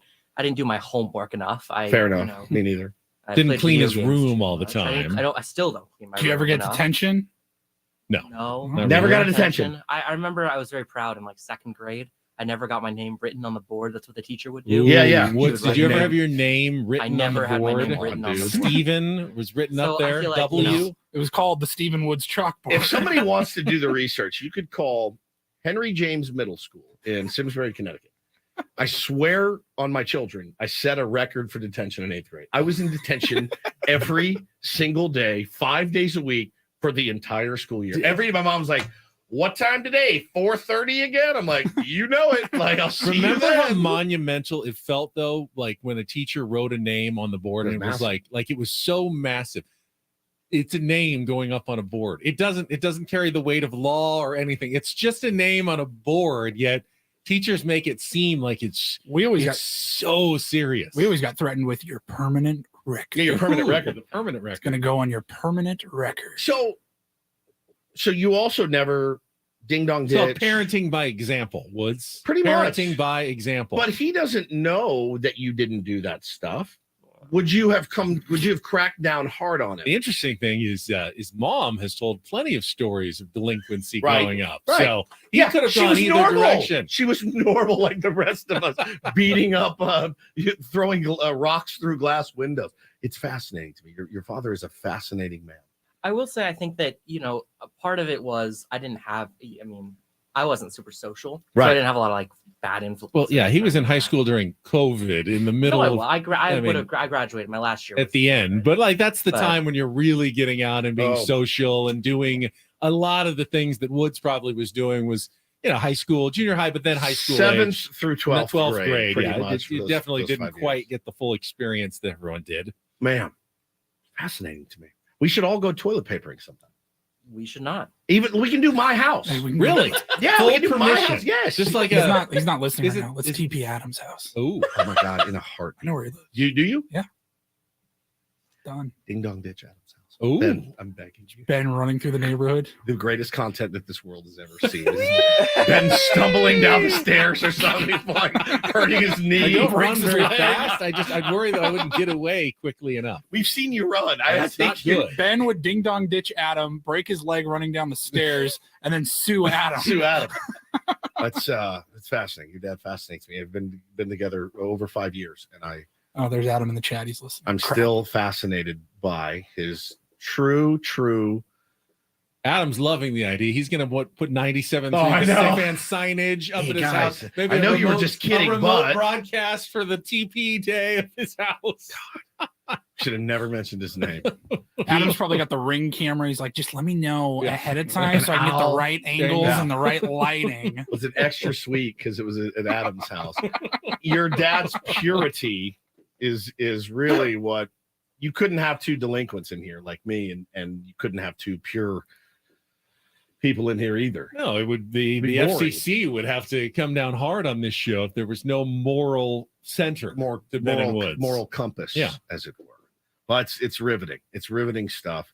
But we'll figure something out at some point. You need to feel that rush. The rush of Is that what it's about? It's I about think the so. rush. I think it's Oh, like yeah. the risk of getting caught. Even getting caught, maybe running away. I want to make it clear. I've done bad things. I'm not saying you haven't done bad things. I try not to do things that What would specifically? hurt other I'm people. kidding. I'm kidding. I just try not to do things that would hurt other people. Right. He has a I lot don't like of causing empathy, too. unnecessary harm. That's good. But That's good. things that are harmless or maybe not harmless but not super bad. I don't. I think I know where you're going with this. I think I do. It's fine. It happens. Well, listen, that is you remain a fascinating case study. Fascinating. Just I am who I am. Yeah, that's exactly right. There's Can't nothing wrong really with it. change it. You're very pure. Very pure. We're going to check traffic one last time and then be back to wrap things up here on Ben and Woods on 97.3 The Fan. From the premier Cadillac of Carlsbad Traffic Center, part of the premier auto family, here's Kelly Danick. Traffic is sponsored by Premier Chevrolet of Carlsbad. Speeds back to normal out of Santee, West 52. They cleared that accident at Fort Master Boulevard. Going to find the right lane blocked for some road work on the northbound side of the 5 between Gilman and Genesee. So seeing a few brake lights there. Coach Quintero and Joe Musgrove's choice. They're a different kind of dealership looking to be a solid community partner and deliver excellent service. Premier Chevrolet of Carlsbad. Chevrolet finds new roads. I'm Kelly Danick at Ben and Woods, San Diego's #1 sports station, 97.3 The Fan. Well, looking forward to seeing you, Darvish, back on the mound tomorrow night. Me too. When the Padres and Mets open their series. It's been, I think, 2 weeks now since he last pitched for the Padres. They could have actually put him on the injured list with that flu bug that took him down, and he wouldn't have been able to come back any sooner than he did. They have been very cautious in putting you, Darvish, back on the mound. But honestly, he's been passed up by Blake Snell and Joe Musgrove and Michael Wacha as the most effective of the Padres starters. He hasn't been quite as sharp, quite as as he's been in the past for the Padres this season. They're going to need him and everybody essentially to have a big second half, though, if they really want to come back from the hole that they've dug themselves into. You can't have 3 decent starters and 2 guys who are scuffling. You really need at least 4 guys who are kind of locked and loaded to put the run together that the Padres are going to need going forward. How about what Eno said? The science behind every pitch you throw makes you worse. It just is nuts when you think about it. Well, I think it helped them last year in the playoffs, to be sure. They leaned on their starters when they got to the postseason. Yes, and then then they ran out against the Phillies. Yeah. But at least in the first couple of series, it felt like Joe Musgrove was still more fresh than going up against a Max Scherzer. They seemed like they were in a better spot than their first couple of opponents than the Dodgers. Well, a couple things they had Urias, who was ready to go and raring in game 1, and then what did they have after that? not much that was effective for them. You know, the thing that we haven't really discussed yet is what it's going to take to even get to the playoffs now, right? And we don't know what that number is going to be, Ben. I got to imagine it's going to be pretty taxing, right? Like, this is not one where you can cruise and play damn near 700 baseball the rest of the way. Yeah, and the thing is that means you're going to have to ask, do you think the Padres, Ben, will maybe go back to a 5-man rotation, you know, in order to possibly get to the dance? I mean, you have no choice other than to just go, I don't want to use the phrase, but yeah, all in is you have to go hard the second half. You just have to. It has to be foot to the gas, all of the cliches that you need. You may burn yourself out just trying to get there, but you don't have a choice. You have dug yourself a hole. You have to really, really play good baseball, whatever it takes down the stretch. And if that means back to, you know, Blake Snell every 5th day instead of 6, Joe Musgrove every 5th day instead of 6, don't you feel like the Padres have to do that? Yeah, I still think that 87 remains a pretty good target. You've got, what's the record right now? So they're 41-46, which would mean they'd need 46 more wins the rest of the way, which would be what, 30 something a lot. I mean, they need to play solid over 600 baseball to get there the rest of the way. Now, the teams ahead of them aren't necessarily all pulling away. You've got the Marlins are 14 games above 500. The Dodgers are 10 games above. The Phillies and Giants are 7 games above, and the Brewers are 5 games. Those are the 5 teams ahead. You need to pass 3 of those 5. Give them to me again. The Marlins, Dodgers, Phillies, Giants, and Brewers. Marlins have good pitching, need more. Yep. The Giants are wizards, I guess. We always say we feel like they're going to come back down to earth. The Brewers, I don't believe in. I don't know why. And if they played really well, they might pass the Reds, and you might be chasing the Reds. I don't know if they've got the magic for the second half of the season. So they're probably the least worrisome. They're the closest to the Padres right now. But will the Phillies and or the Dodgers, will one of those teams come back where the Padres can catch them? So the Marlins could play 500 ball the rest of the way, and they'd finish with 88 wins, I believe. Wow. So unless they have, and they could play under 500, you know, they're the surprise team, but let's just say they play 500. That means you're going to have to catch at least either the Dodgers or the Phillies, plus the Giants and the Brewers. That to me is the biggest obstacle for the Padres the rest of the way that is facing them going forward to make the playoffs. You know, I know Eno said 30% as of this morning on Fangraphs. Man, it feels dire, doesn't it? It does. And you're going to have to see some really, really incredible baseball, and you are going to have to see the 9 out of 10. You're just going to have to. You can't go 5-4, 6-4. I could see a scenario with May out now for the Dodgers. Kershaw's status, he seems to be a little hit or miss on his health and their lack of depth because they obviously didn't sign as many people in the offseason as they have. I could see a scenario where if the Padres played well coming down the stretch, that final wild card might be a battle between the Padres and the Dodgers over the last, couple of weeks of the season. Honestly, as a baseball fan, as a Padre fan, I hope we get there. I mean, that would be great. That would be great. Padres play, I think, the Dodgers at least. They got 2 more series. I think one of them's in September, back at Petco Park. Could end up being we hope it is, right? At this point. Yes, you'll take anything. You'll take, hey, we got to sweep the Dodgers in a 3-game series in September to make the playoffs. Right now, you'd sign up for that, right? In a heartbeat. That's all you had to do. In a heartbeat. You'd take that. Of course, because it's if you look at it now, 5 games below 500 going into the All-Star break in 3 days, you got to get that number closer to 500. I mean, as Eno said today, the Padres still have a 30% chance of the postseason, which isn't great, but I mean that's Juan Soto coming up and getting a base hit. He's hitting 270. So better chance than Juan Soto coming up to the plate and getting a base hit of the Padres making the playoffs. It happens all the time. It's not 3 in 10 chances aren't some miracle odds that you have to beat. No, it'll happen. It'll happen.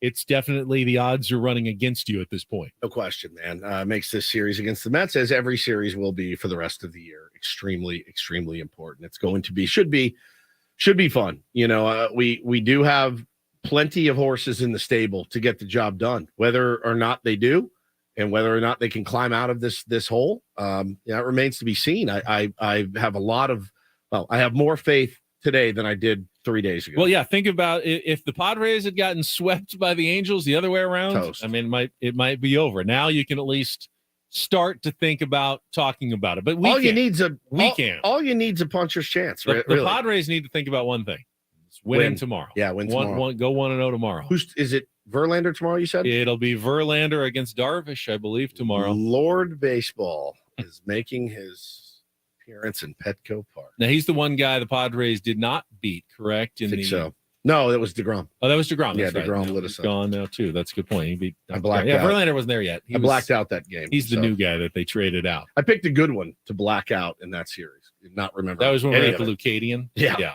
Full blackout. All right, that's it for us today. Again, all guests on Ben and Woods appear on the Premier Chevrolet of Carlsbad fan hotline. Save money the right way with Premier Chevrolet of Carlsbad. Visit them today in the Carlsbad Auto Mall.